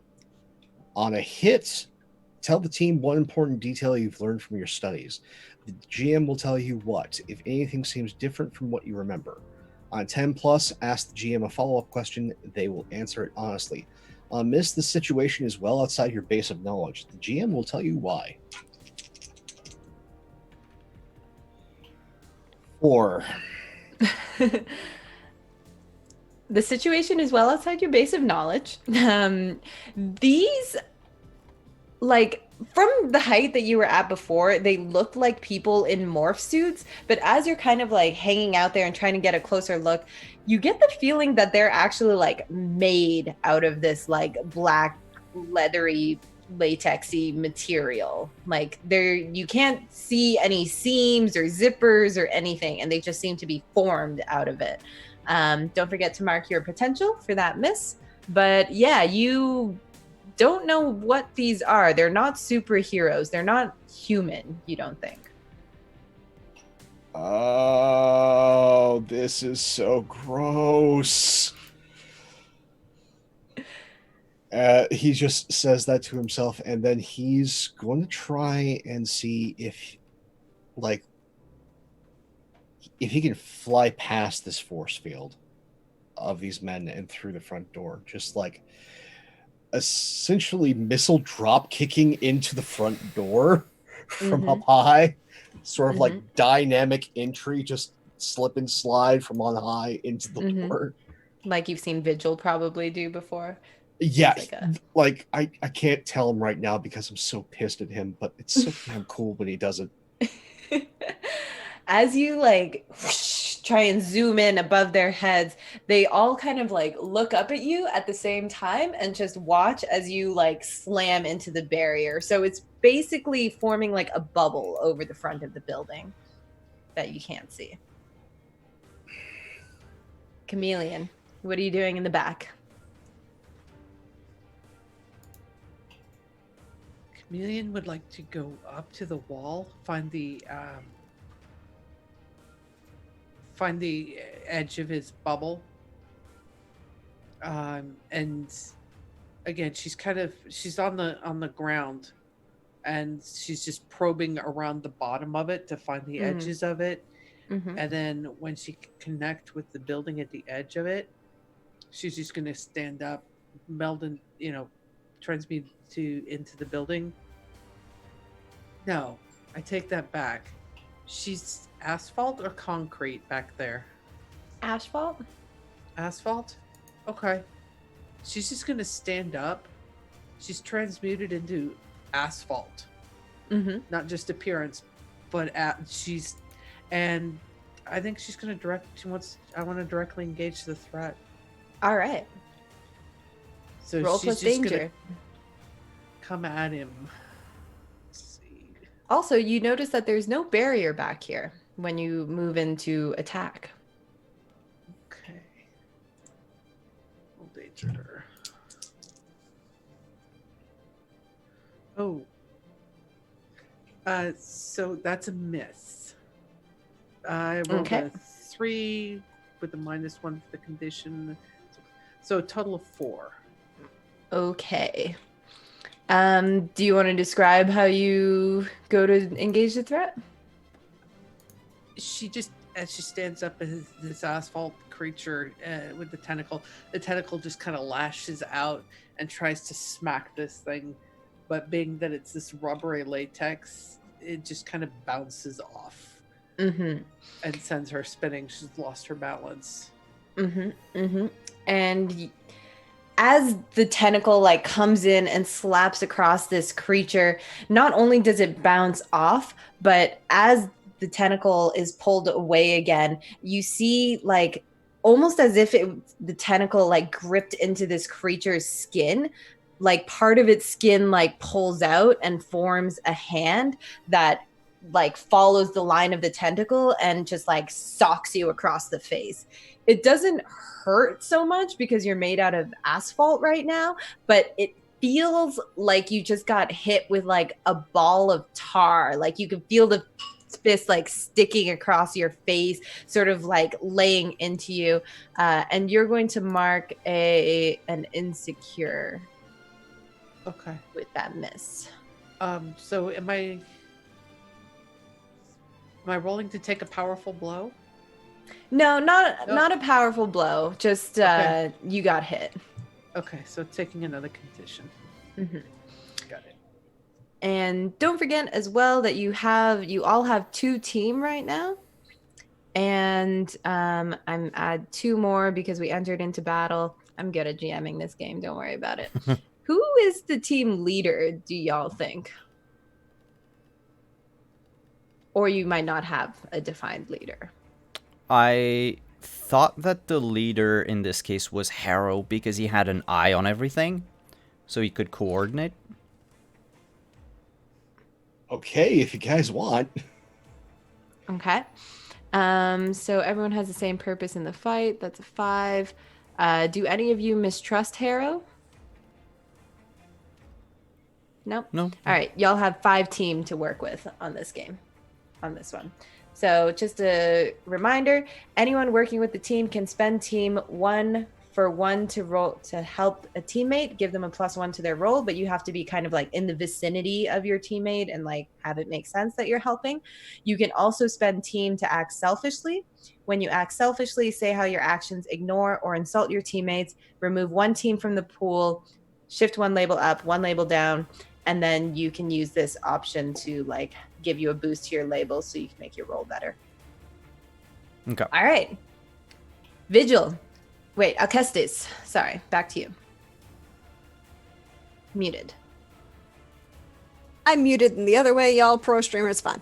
I think after she like messed with the electronics and put everything back on, she's gonna go in the window and follow Vigil. Mm-hmm. By this point, Vigil has like crawl. You probably catch Vigil's feet like crawling away towards another desk. So you see that happen. Are you gonna get down and follow? I think she's actually. You would also notice all the bodies on the ground in the other Yeah, offices. I think instead she's gonna go on the Vigil is stalking something because she like she would see that Vigil's moving and she sees that there are bodies on the ground. So she's pretty sure that Vigil's stalking something or someone. Mhm. So she's like, "All right, I'll be the bait Okay. and the distraction." Mhm. And like kind of with her perfect Farrah Fawcett hair and like bright red dress and bright white cape that she's got and blue and gold accents on it, and she doesn't quite fly. She uses telekinesis to kind of propel herself and like make a show of being seen All right. to kind of give Vigil an opportunity to do whatever he needs to do. Okay. So you flaunt yourself forward, kind of stepping a bit over Vigil's feet as you walk forward and follow after him. And you see him like move up, get up behind the desk, and you also then notice that human figure in the shape of the thing. And at the same time as you kind of like yell out like, "Hey," or whatever, that's when you hear Vigil's voice say, "Sean?" And the figure turns and you see Sean Savior with like 2 people on his shoulders and then double stacked with like another 2 unconscious bodies. And he just looks at both of you and he's like, "Oh, thank God you're here to help. We got to get these civilians out of here."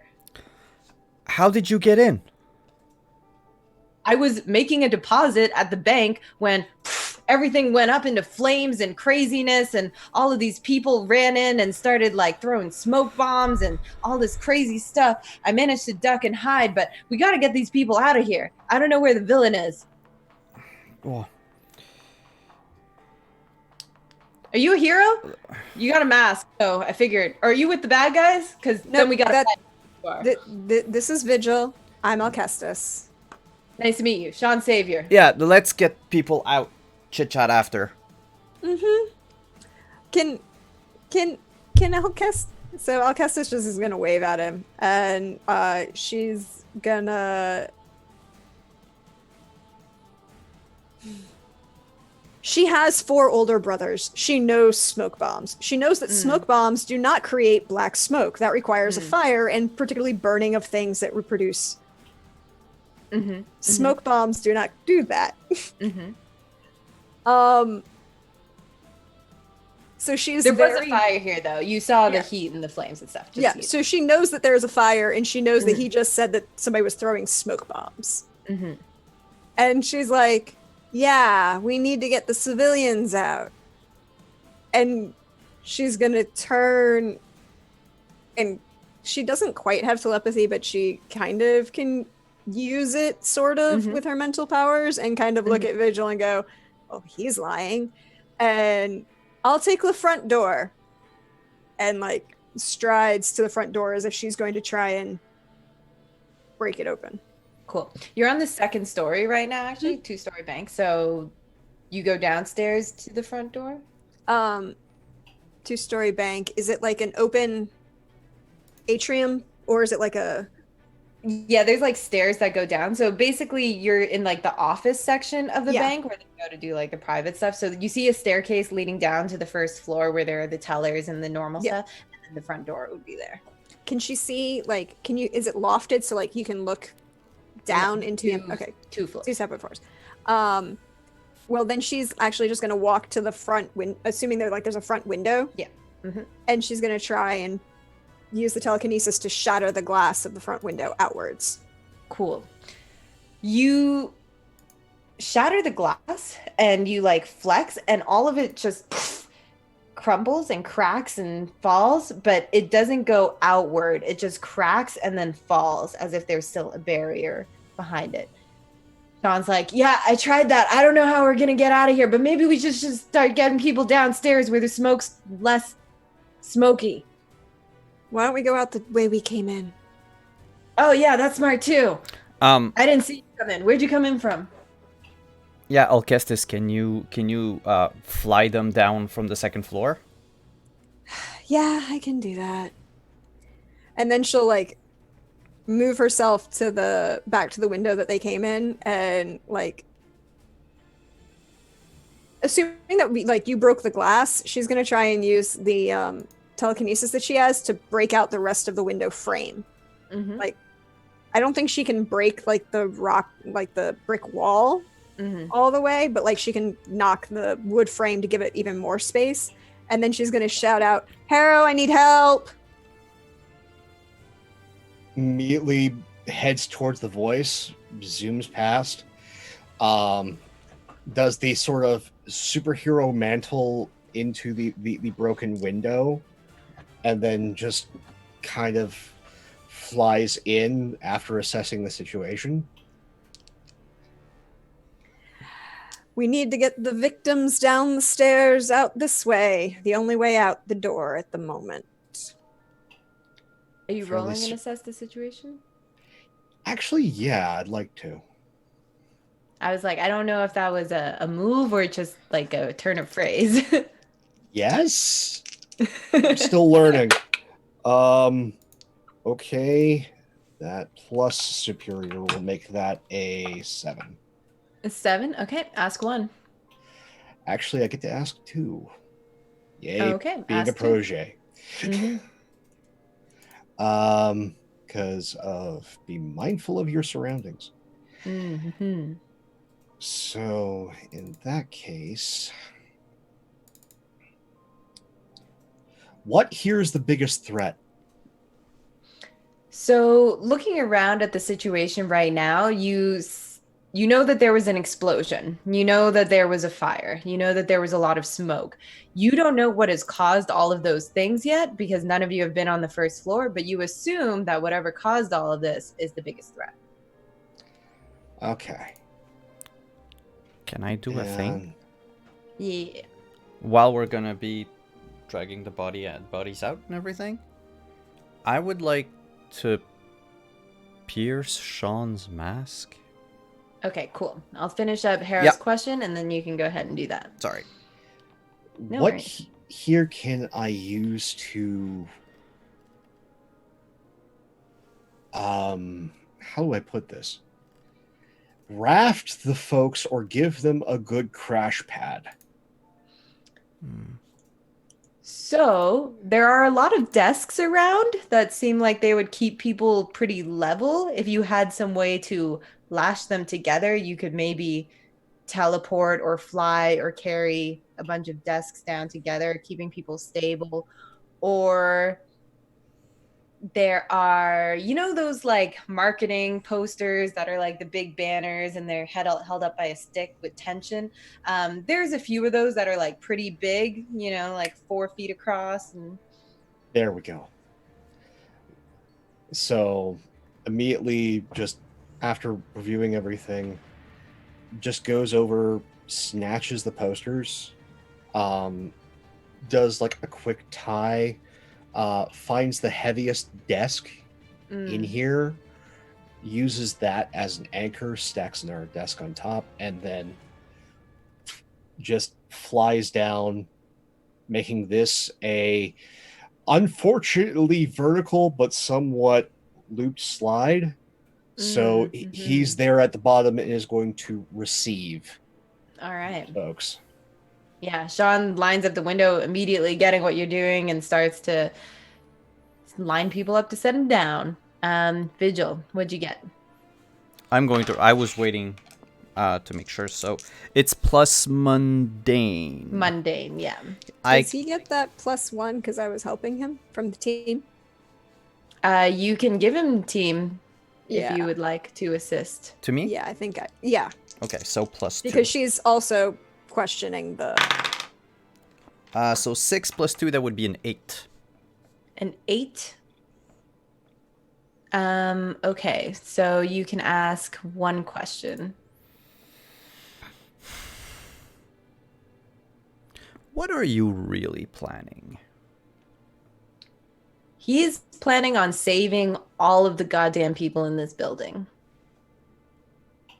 That seems to be his only intention right now, is he's just like very focused on getting the people over to Harrow, making sure that they're okay as they go down. He's like, you know, you're all there to save people, but he seems like very there to save people. Like it's a very intense focus on getting this done. All right. I will begrudgingly help Captain Douche save people. All right. Chameleon, what you doing? Chameleon is going to directly engage the threat this time. She's got the impenetrable armor. She is going to get through this guy. And this is just a direct assault. She's reached out, hit the brick of the building. She's now brick. and is going to just juggernaut into him. Okay. Let's see. Yep. Okay. Let's see. This is plus danger, Danger. so that's a 9. A 9? You got it. Yep. You get one thing. Okay.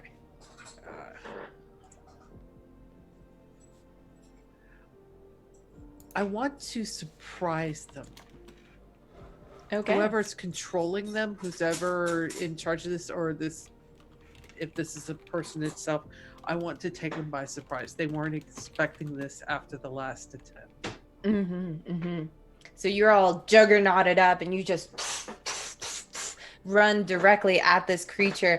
It seems to like brace itself for a second, but as you like, you know, it's like playing chicken. They think that you're gonna back down and you don't, and they reach out with like that weird chest arm again to like try and swat at you, but you just keep coming, and then they sort of seem to like flinch back, and the arms and legs like retreat into themselves, and they just become a circle on the ground as you just run by them. She's just gonna continue into the building. So I imagine that everybody up on the second floor, as they're coming down, Harrow's on the first floor, is just gonna hear the crash from the back door. As you come in through the back entrance here, that creature had just turned into basically like a ball and doesn't seem to be responsive anymore. Here, there's like a lot more destruction than there was upstairs. You suspect whatever exploded, it happened near here. And you see that there's like a wall that's next to you that is a brick wall that's just like has a giant hole in it, and looking through it you see that there's like a staircase leading down, as if this had been like maybe a secret room or something that someone had blown up, and going into a basement of some kind. Looking ahead of you around at the general like area, you see that there are a couple of bodies here on the ground, and just like a bunch of, it seems like the brunt of the explosion was here, but that maybe there were other ones, smaller ones that were set off, like just to cause some havoc or something. She's going to look over her shoulder. Is the thing still a ball? Yeah. She's going to take the people that are here, take them outside real quick, just past the ball to get them into the fresh air, and then she will be heading down the stairs. Okay. Who's up next? What you doing? I mean, are we done helping Sean with the bodies? Yeah, I'll say that you got like most of the people outside. There's, you know, he's doing a perimeter search around trying to make sure that you got everyone, but it looks like most people have been saved now. Okay.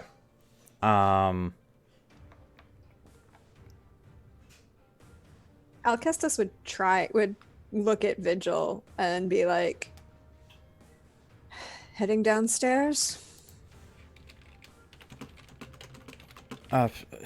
We haven't found anyone here though, right? No. That's weird. Party's downstairs. I don't know. Something's not right. Give me a moment. I want to go and find Sean. Okay. Yeah, he's just like picking someone up behind a desk, probably one of the last like two people. As he's picking them up, I am just going to get right behind him and do that like right whisper into the air, and I like to provoke someone. Okay.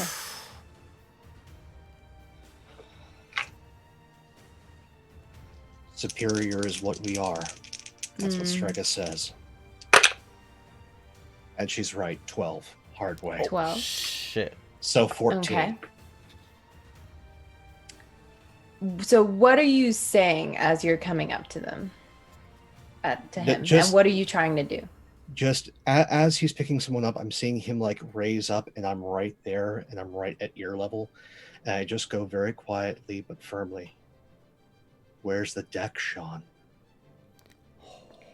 He turns and looks at you, and there's a look of understanding for a second, kind of a bit of like respect. And then he just sort of shrugs his shoulders with a big old grin and says, I don't know what you're talking about, but is this really the time to be talking about it? There's innocent lives at stake. And unfortunately, you would get the assumption that he is not susceptible to your words because he doesn't know who you are. Hmm. That's And he sort of weird. pushes back you and past you and continues trying to get this person out there.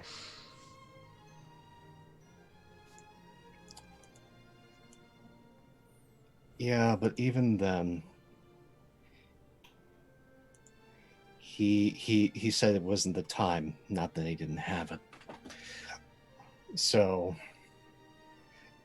pick up the other person. Fly past him, cause fuck that guy.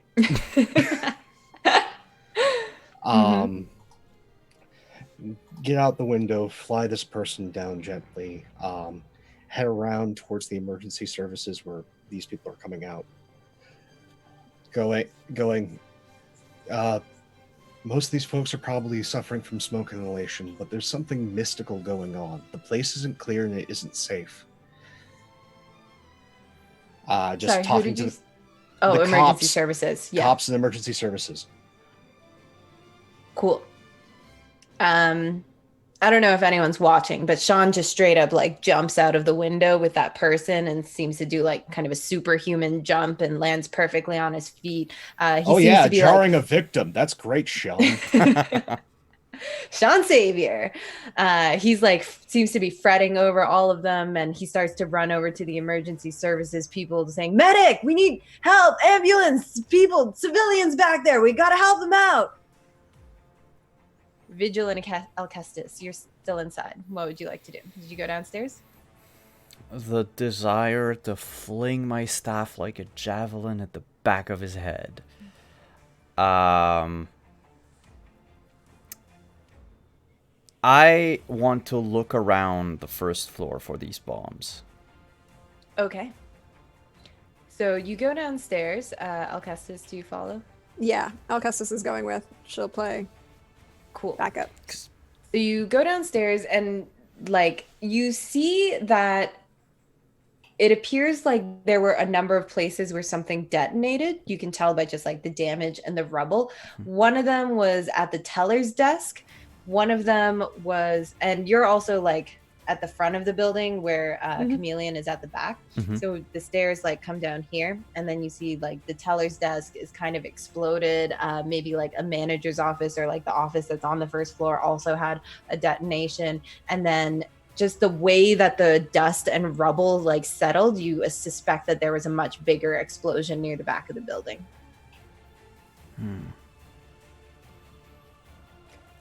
Are any of the explosions that are visible to like us, were they behind the teller's counter or were they in front of the teller's counter? Coming up closer to it and taking a look, you suspect that maybe someone had put something like literally on top of the counter that then detonated and exploded. Cool. He's a lying asshole. She thinks that very loudly into the universe. The universe hears you.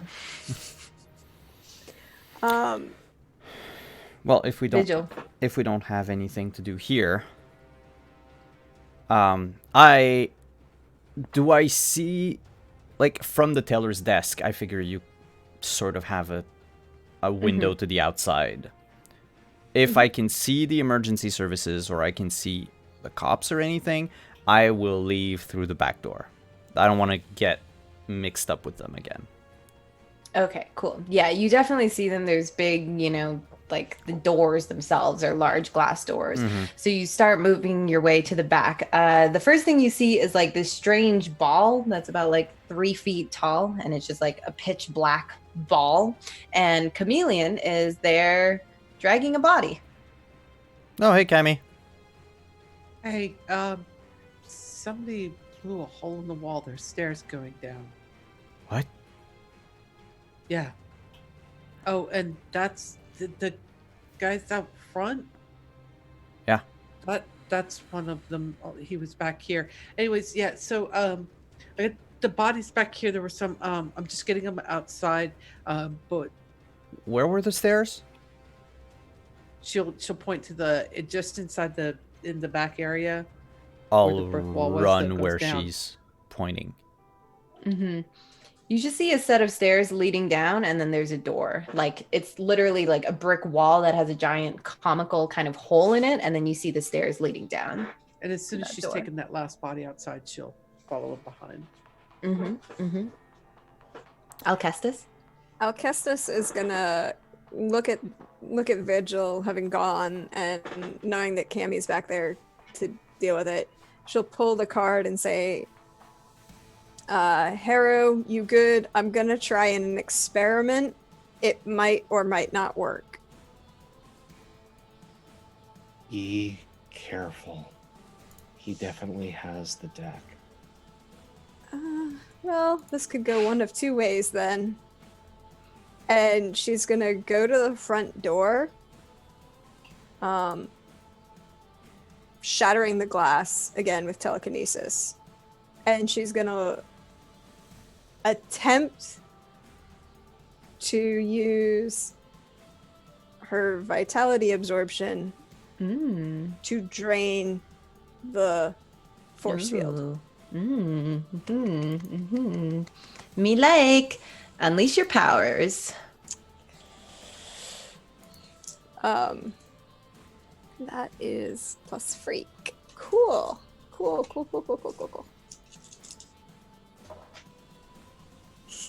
That's 13.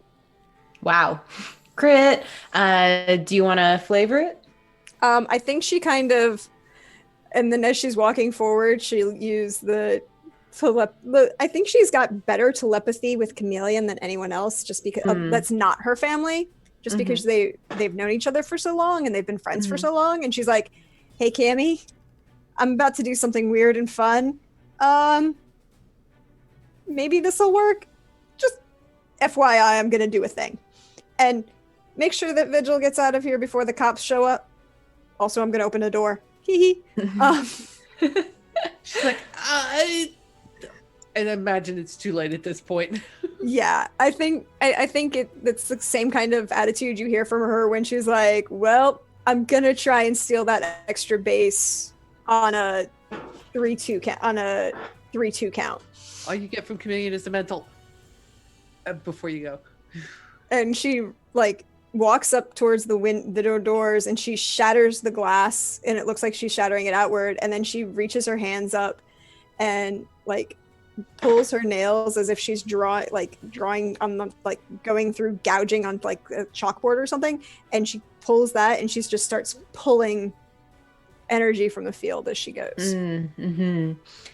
Yeah, I love it. You sink your nails into just air, but as you start to draw upon your powers to absorb that vitality, no longer does it feel like just air. It feels like the thickest, stickiest spider web that you have ever touched before. And as you pull your hand back, it's like you can feel those tendrils being drawn into your hand. You still can't see anything. It's all invisible, but it floods through you, this force, this energy, and you kind of struggle to stay upright as you're just sucking it all in like this giant bubble. You see one of the black creatures that was holding up the field just crumple into a ball and collapse. And then a moment later, another one. Your heart feels like it's exploding and your chest is expanding as you're trying to draw all of it in. Another one of the creatures falls. You kind of stumble back a step. That stuff is just sticking to all of you now, not just your hands, but it's plastering the front of your body as you're just with all of your might wrangling it backwards, trying to burst it.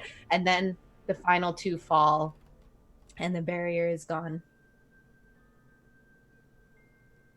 Did she overexert herself? She sure did. Cool. Vigil and Chameleon, you probably see some of this happening. What would you like to do? Harrow, you also fully see all of this happening from your vantage point outside. We're in the back, so would we see this? Yeah, the way I'm picturing it is like there's like a hallway that's like a small hallway, brick broken door here. So you can see her like kind of clearly up at the front door. She's just like way on the other side of the room. Oh, okay. Okay. Can I defend someone here? What would Can you I? like to do? Well, considering that she is definitely like got gone farther than I've ever seen her go before, and there's all that shattered glass all about, I don't necessarily, especially after last time, want her falling and getting eviscerated by any of the number of sharp edges. Mhm. So with the force field gone, it's going to be going at breakneck speed to fly and do the Superman catch right behind her. All right. Yeah, go ahead.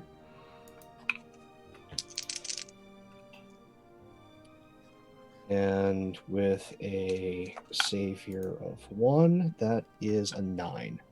A 9? Beauty. You swoop in and you kind of like grab onto her, trying to catch her before she hits the glass. Her eyes are rolled back in her head and she just feels like, very light, like she's made out of air. And as you take her in your arms and you start to like move her out of the way, her skin starts to just like burn with energy, like really, really like white hot. And you feel yourself like almost like dropping her again as you like struggle to hang on to her. And you are exposing yourself to the danger that is Alcestis right now. Considering what Strega had instructed him previously, he is just going to burn. He is just going to hold her. This is going to be incredibly painful for him. I see no other way, but he is just going to hold her, and then he's probably, because the burning, just going to kind of collapse back with her landing on all that glass. Mm-hmm. Yeah, but you have a cloak. It helps. It does help. And it's all safety glass anyways. I don't know what the difference between glasses are. I feel like you two are having this conversation in like some demi-plane of consciousness. All right, awesome. Vigil, Chameleon? Where is the door locked? Y'all haven't, so do you go downstairs? Oh yeah, I do go downstairs, yeah. Cool. Yeah, it is not locked. It is open. You go in. Yeah. You are in a very dark room. It is all stone wall, stone floor, like it was just made out of a boulder that was carved out, like not even like bricks, just like fully manifested in here. You see ahead of you is like a narrow corridor, also made out of the same, just like pure stone. And there is a bright violet glowing light ahead of you and some sort of person that is standing with his hands around it. Cammy's got her hand on the wall, becoming like the stone. And she just kind of, as she's moving forward, Chameleon is blending in with the stone as she follows the wall down the tunnel towards the person. As you approach, the light seems to get almost brighter, almost blinding as you creep up towards it. Vigil, are you following? Yeah.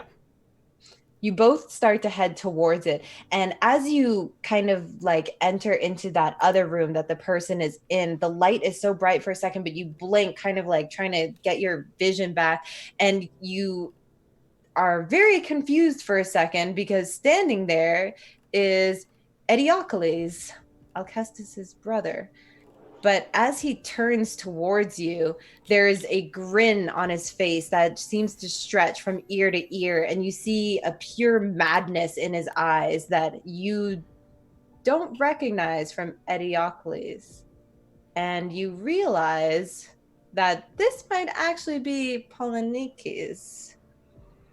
And the light seems to swell and burst, and both of you are sort of flung backwards for a second. And you blink and the room is empty and they are gone.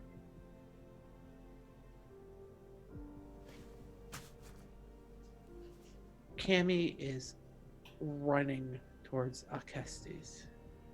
Alcestes, your brother was here.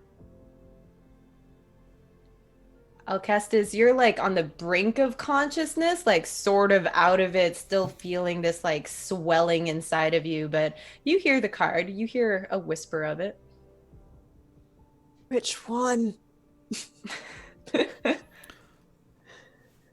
Chameleon, you sprint up the stairs, you round the corner, you see Alcestis there and Harrow holding her in his arms.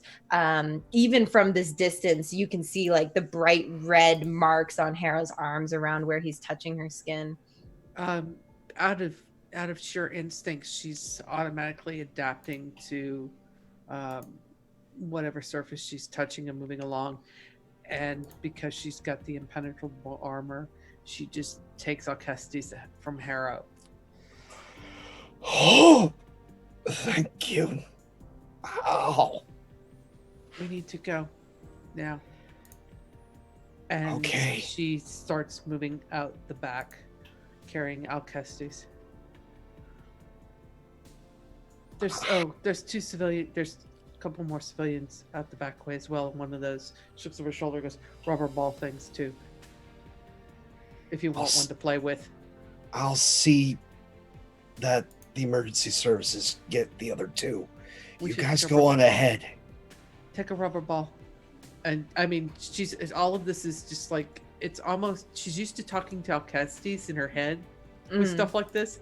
So it's kind of soft as she's thinking it, and then the words will follow behind as she's talking to Harrow, but she's just moving with Alcestes at the back door. All right. Vigil, Chameleon, and Alcestis move past you. Harrow looks like he's about to go outside and speak to emergency services. What are you doing?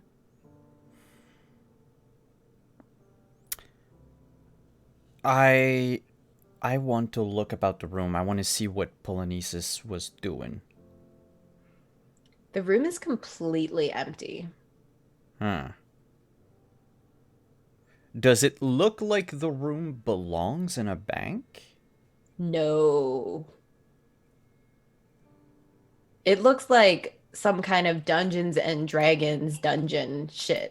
Like it is a fantasy looking, very cold. Like it is exceptionally cold in here. Like you are literally inside the heart of a boulder. And yeah, it just appears to be like sheer stone around you. That's fucking weird. But I don't have powers or anything, so I can't make up anything magical or whatever.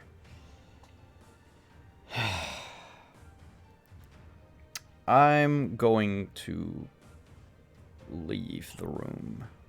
Mm-hmm. Go at the back? And go at the back, yeah. All right. Rejoin with the team. All right. You meet up with Alcestis and Chameleon. Harrow, you're going out the front?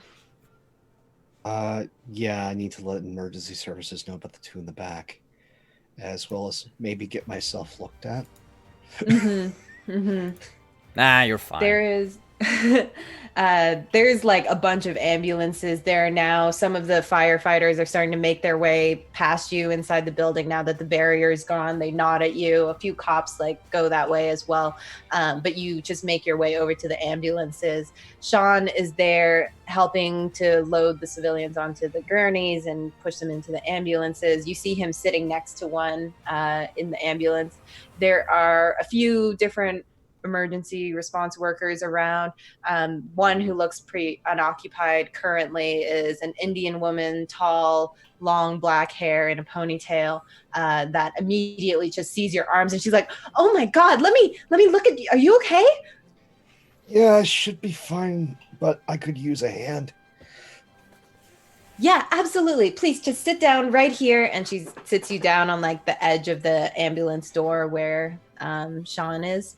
And she starts to like apply cold compresses to your arms. It's just like the head goes back, the pain sets in. And Harrow's not here right now. Harrow's gone away, Egon. She's just like mumbling to you as she, puts some more salves and other things. And she just says, "What you did was very brave. Thank you so much. I saw everything. I can't believe it. There are so many civilian casualties. This is horrible. Sean, can you accompany those two to the hospital?" And I don't know if you're looking or not, but he nods and he just warily like steps out of the ambulance and gets into the other ambulance. Alcestis? Just before he leaves, I like to do one thing. I just Mhm. want to get like in control enough, like for that split second, just put the pain on the back burner and just stare him, get his eyes, and meet him, and it's like, I know. And just like communicate that in that one moment and then go back to the pain. Mm-hmm. Do you say it out loud or you just say it like with your eyes? Just with the eyes. Just like, again, in that moment, it's like everything is awful, and then as he's walking away, just going from that painful moment, and then just like time slows, and it's just eye to eye, and it's that staring of, I know, and then go back to the suffering. Mm-hmm. Mm-hmm. He meets your eye and he does kind of a nod, like almost as if he's like tipping his hat to you. And then he gets into the ambulance and goes away. Alcestis. I think Alcestis is like, she trusts Cammy because she knows that she can't hurt her. And she looks at Cammy and goes, "Mansion. Not here. Nowhere else. We have to get to the mansion." I nod and I look over at Adam, and I'm like, I can get her there. My clothes are just around the corner over there. Can you bring the car? Well, I'll go get your clothes first. I can't hold her and wear them. Go get. Okay, car. Yeah. All right. And I'll make a mad dash to the car. Cool. It takes you about 10 minutes if you're sprinting full force to get back there. Mm-hmm. There's a parking ticket. We paid up for 6 hours. What? It was only 2-hour parking, yo. I said that. I know, but we have the re-app app, right? You can hit the app again. Yeah, but you have to manually hit that app again, and you did not. Fucking. Anyways, you get the car. It's just Alcestis one. gave you the keys. Yeah. Yeah. It's just one more annoyance to all of our things. And I get into the car. Please tell me you can drive. Yeah, I was just thinking that. No. Adam Roll doesn't to drive. know how to drive. So he's going to look at the car, put Is the it keys an automatic in. or a manual car? Please at least tell me it's Hesta automatic. seems like she drives stick. But I have a thing, so it's really funny. I have a move called No Powers and Not Nearly Enough Training. Mm-hmm. And I'm always picking up new gear to keep myself in the game. Whenever I pick up a new piece of gear, I can write it as a new identity. The first time I used a piece of gear to unleash my powers, defend someone, or engage a threat, I can roll plus mundane instead of the normal label. Could I argue that this car is a piece of gear? But are you unleashing your powers defending or directly engaging a threat with this car? I think I would, in a way, helping bring Alcestis to the manor. Would that count as defending her? Because I need to rush over. Mm-hmm. Yeah. Yeah, that's fair. That's fair. Alcestis, is it a manual or an automatic car? It's a manual. The power of Volvo and heroics compels you. Yeah. I'm just going to try to imitate what Alcestis does when she drives. All I'm hearing is gear. Yes, rip Gear. rip your clutch. I can fix that. All right. All right, Yeah, what do I have you, to roll? How high do I have to roll? Hang on, I'm just rereading this. You always read No problem. whenever you pick up and you can write it in as a new ability if this line is empty. So your new ability is Drive. drive stick. Yeah, drive stick. Yes, that is a superhero power. It is indeed.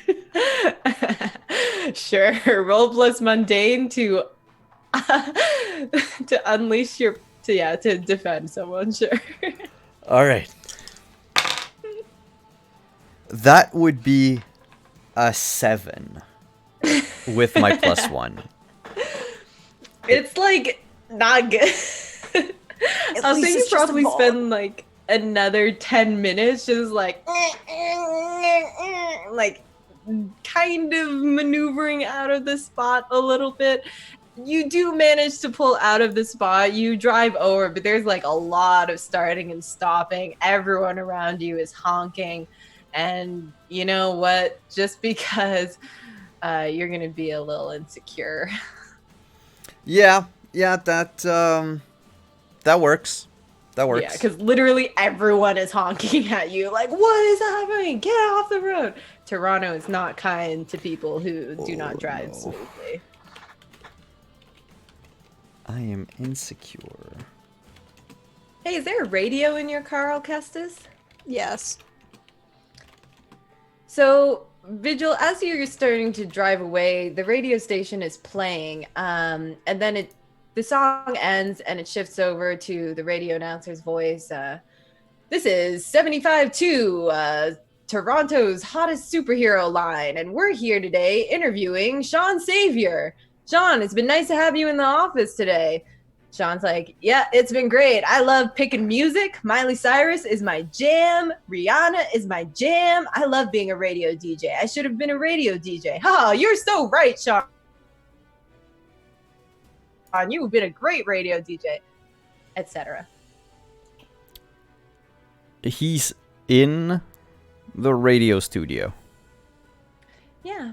And it's been only like 10-ish minutes since we last saw him. Mm-hmm. And according to the radio DJ, he has been here for the whole afternoon picking their Sunday afternoon playlists.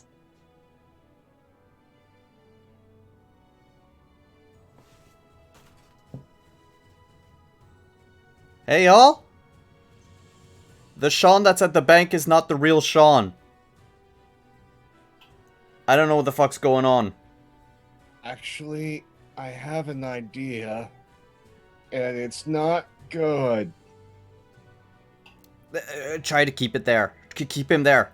Don't let him run away. No, he's already gone. I'm fairly certain of what's going on because of the earlier reading. He's multiple manning. Say multiple Manning? A duplication power. A X-Man or X-Factor able to make duplicates of himself. Yeah, that or the other one is a, like, polymorphed whatever. But I need to get this car. I need to put... Don't break my car. Well, too late for that. Are you driving it just like through the alley? No, I think by this Yeah. point we would have. No, I think by this point, like Cammy and I have gotten to the alley or the edge of the alley. Mm-hmm. Yeah, we're at the edge of the Where it alley. meets the street. All right. Yep. Cool. Because I'm Like, definitely no. driving up to you wherever you are. Yeah, but she would also be like, I know the size of my car. It's not gonna fit well in here, and I don't want to get a scratch. You do hear a lot of screeching as Vigil approaches. And It looks like Alcestis is kind of leaning up against the wall on her own, except that Chameleon is standing there holding her, blending into the brick wall. All right. As they pull up. And then we'll get in. Chameleon just carrying Alcestis opens up the car door, sits down, becomes the upholstery, and continues to hold Alcestis so she doesn't set her car interior on fire. oh, you're going to continue letting Vigil drive it. don't have a choice unless Harrow can drive a stick.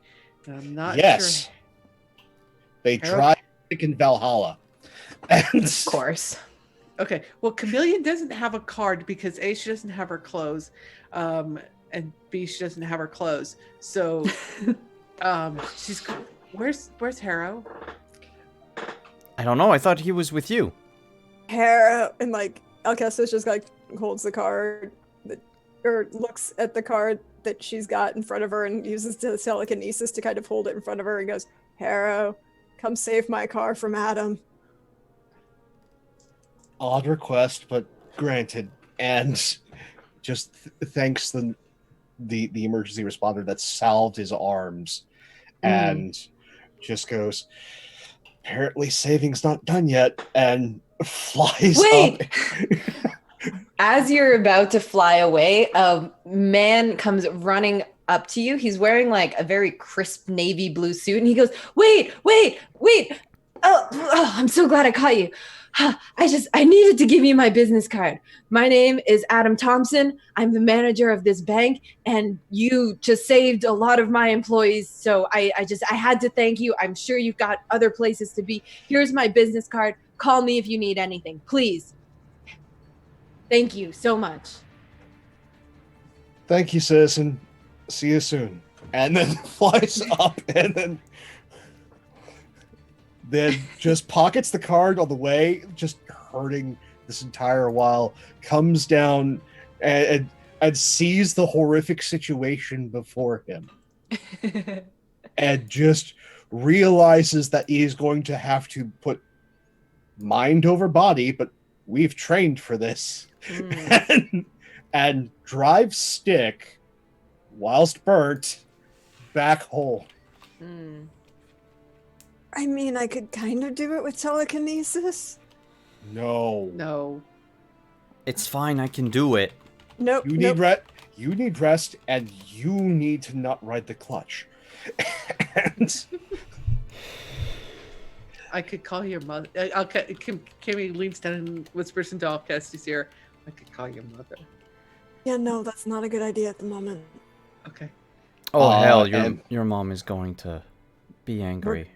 Going to the Mansion. That's why we're going to the mansion. yeah, and yeah, Harrow knows how to drive stick because they drive jeeps in Valhalla, and What? yeah, old World War II ones, and just drives back to the Necropolis, back to Hellhome. All right. And that is where we will wrap up the session tonight, I think. Oh shit. Oh shit. Yeah. Wow. That's always a good sign, right? When players have no idea the sense of time as stuff happens. So a few mysteries solved, but then a few more mysteries made. It is now the end of the session, so real quick, we'll do our end of session moves. How would y'all like to grow closer to the team, grow into your own image of yourself, or grow away from the team? As you're driving off into the distance in the beat up little Volvo. That's at least not popping the clutch anymore. Oh, we're good.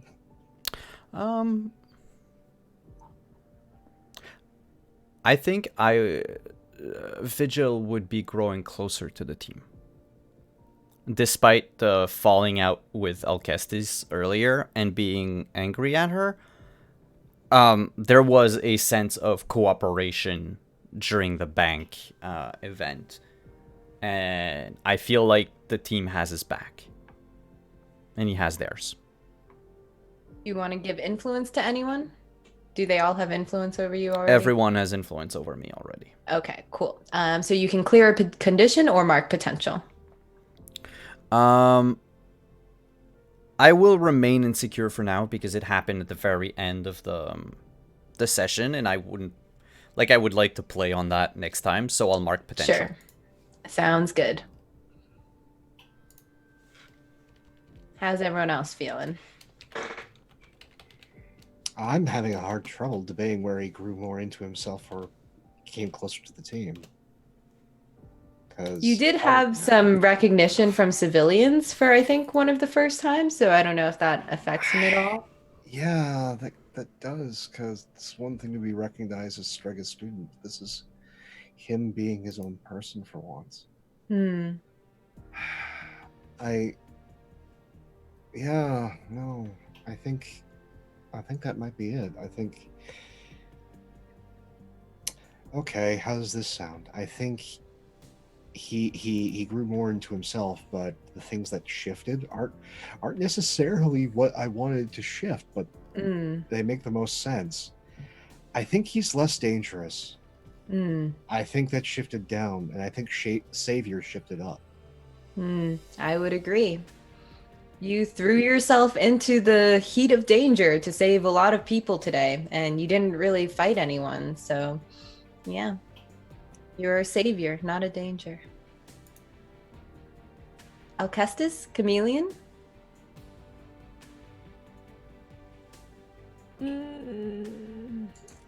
I think Alcestis unfortunately grew more into the image of herself, but not in the way that's a good thing. Where Harrow is falling into the good thing, I think she's like the fight with Adam, her choices there, and then the full-on actions that she took at the end. I think she's feeling like she actually is acknowledging the fact that she's doomed. And I think that's falling on her at this point. So how would that change the way she sees herself? I think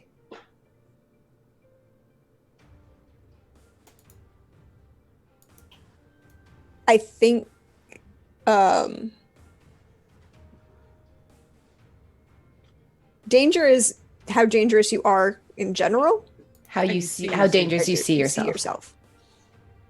I think I think freak goes up further by one, and I think that mundane goes down again.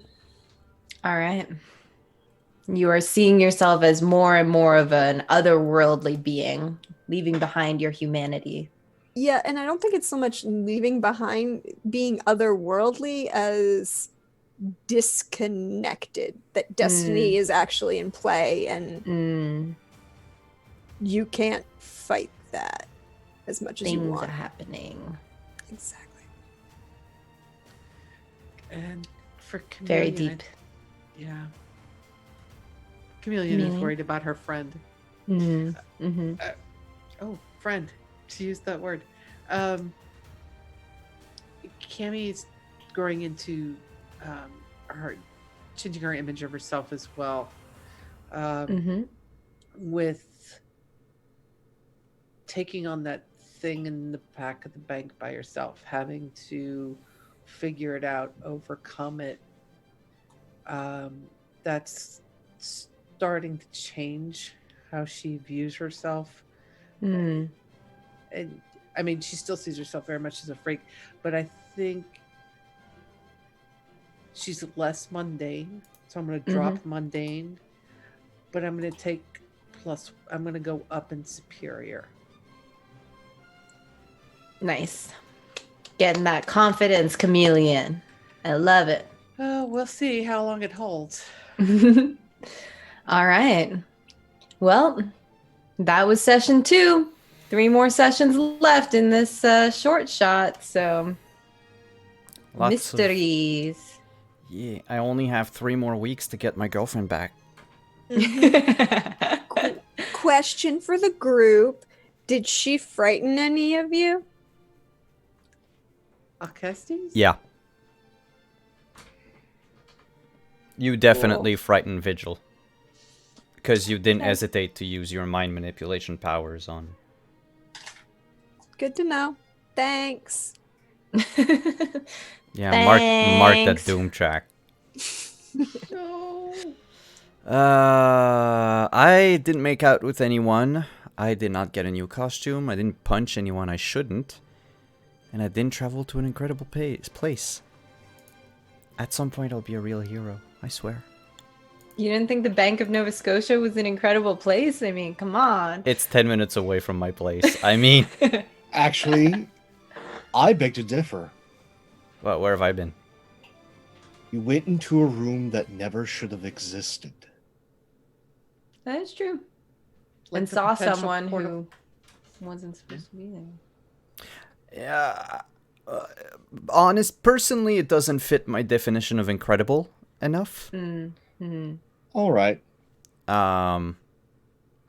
I feel like the incredible place is like it probably will be one of the only goals that drives that I won't achieve in the game, because it needs to be something that like alters my perception of reality. Harrow needs to take him on a trip to Yeah, but it's all so mundane for Okay. him. It's like, yeah, No. well, whatever. We're in Valhalla. Like, Boys' night in Valhalla. No, we've seen Vigil be awkward. I think we need to treat the audience and torment Harrow by going and visiting the summer court so he can see Yes. Petal. Yep. mm, I Vigil. Oh, Adam in Summer Court. Yeah. I'm just a wee Yeah, I like tiny that. bab. You'd be such a fanboy. But hey, thank you everyone for coming. Yeah. Thank you to all of you who followed, who subscribed, who hung out in chat. Thank you to all of you watching on YouTube. It's always greatly appreciated to know that we have fans on the other platform. Thank you to all of our sponsors, Magen Press, store.magenpress.com. Use code WanderingDM to get 15% off any 5e supplement that they make. Found Familiar, incredible coffee company. If you want good coffee, check them out. We even have a code, WanderingDM, to get 10% off. Dice Envy, and finally our newest partner, Level Up Dice. If you want to check them out, use the Diceomancy link down below, or I will call it out in chat because I still haven't. No, I've automated it, but yeah, I didn't tell my mods about it. So thanks, Deirdre, for picking up on it earlier. That said, I am Simon at Wandering the M. This was our second episode of Masks. You can find me here tomorrow, GMing our fifth session of Cyberpunk Red, sponsored by Art Alsorian Games. The group will probably get to meet their hacker, the netrunner that they are trying to go for. And then you can find me here on Saturday for Vampire the Masquerade, and next Monday on the Onyx Path channel for some more Seattle by Streetlight, and next Tuesday for one of the 3 remaining sessions of Dark Matter. And I think that's it. Do I have Where something do we on find your Wednesday? beard, Simon? My beard will grow back in a little bit. But right now, I am a 17-year-old superhero. That said, I'll pass the mic along to the rest of the cast. Tell us who you are, what you have going on in your internet lives, and where we can find you. And I will begin with Deirdre. Hey y'all, you know me. I'm at Deirdre on Twitter, or Praxagorth as you see me hanging out in the Twitch chat, and I'm having so much fun. This will be great. I will be back here tomorrow for Cyberpunk Red, as Trins is a very interesting person, and I love playing her. And fun times. And I will be back here on Saturday to run the fun in New York as Vampire Nightfall continues, and we have a guest coming on tomorrow, Saturday. Fun times we had. And then back here Tuesday for Dark Matter, and not entirely at all scared what'll happen after, last session. I got my Sleeping Beauty dancing on the clouds moment, so this is going to be horrible. It's the way things work, but it'll be okay. And then Wednesday, you can find me over on Tales from the Grim for Witcher Family of Wraiths. There are some serious things that happened last session. Check it out. There are going to be some issues. And then someone, no, you phrase that, multiple someone's decided to make it more difficult for us to fight a Wraith next week, y'all. Thank you. Thanks Yay. for coming, Deirdre. Next up is Cleric. Hi, I'm Kat. I am at Cleric of Cord on the Twitter, and I play games on the internet with my friends. Let's see, coming up this Sunday, I will at 3 p.m. Eastern. I will be on at Other Docs channel. We will be playing some Fall of Magic. In a one shot. So come join us. It's going to be a lot of fun. I'm looking forward to that. Then the next time will be Wednesday, at 3 p.m. Eastern. No. Let me think. Times, math. 6 p.m. Eastern. That's it. 6 p.m. Eastern. 6 p.m. Eastern. Watchmen, using Blades in the Dark system. We managed to get out of the airport. So yeah, we managed to get out of the airport. Now it's time for a little downtime, and things got interesting. Whoops. And then start, and then at 7 o'clock Eastern I will be on at Other Docs channel, thanks to the magics of the internet, playing Masks. Where in that game I am playing the Nova playbook with my Meta Warp. And so come check us out, and then I'll be back here on Thursday, and I'm looking forward to seeing everybody back here again with us. We love you. Thank you so much for coming. Thank you, Cleric, for coming. Next up is Pope. Hey everybody, Pope here. Pope World Bill on the Twitter, Pope World Bill on the Twitch. I lurk in all your streams. If you want to see more of this silly face, you got a number of opportunities. This Monday over on Tales from the Grim at 9 p.m. Eastern. Tune in for the finale of Deadlands, The Road to Desperation. You know that really skinny guy on the cover of the book? Yeah, he showed up, so that's a good sign. Then you can catch me still on Tales from the Grim, joining the fantastic Cleric of Cord and a cavalcade of others at 6 p.m. Eastern for Watchmen, Port of Black Freighter. And then come back around the horn here Thursday for more of these youthful heroics. And I want to thank everyone here, this amazing cast. Lily, thank you so much for running this. And all of you watching live on VOD, on YouTube, you are as much part of the story as we are. Thank you for being a part of it. I love you all. See you very soon. Thank you for coming, Pope. And last but not least, words are getting hard. Lily, thank you so much for GMing us. Can you tell us who you are and where we can find you? I just realized everyone has a really cool tagline and stream schedule. So my new tagline that I just came up with is I play games. No, dang it. Never mind. I'll work on it for next week. Streaming, I'll be tomorrow on the Lady Tiefling channel playing Erika as Yuanti Bard Sorceress. And she is my first neutral evil character, and she is very fun to play. I led a bunch of people into the middle of a cult, and we are impersonating them, and I have used up all of my spell slots and abilities to manipulate people's minds, so it will be interesting to see what happens tomorrow. But that's the fun of being a guest in a campaign that I don't have consequences, so I will enjoy doing that. And then you can find me on Instagram and Twitter at Just a Little Nerd. My Linktree, which is linked in both of those things, has a stream schedule linked on it, but generally I'm here Thursdays. I'm on Lady Tiefling channel Fridays, and on Monday, February 17th, I will be on the Origins of Ukador channel on Fable 42. So I do games, and thank you everyone so much for watching. I hope you enjoy Masks as much as I do, and I hope you enjoy these people as much as I do, because this is a super blast, and it's even more of a blast because you're watching it, and we appreciate that. And John Savior for life. We'll see about that. All right, everyone. Yeah. Thank you. Have a good night. We'll see you next week. Good night. Bye.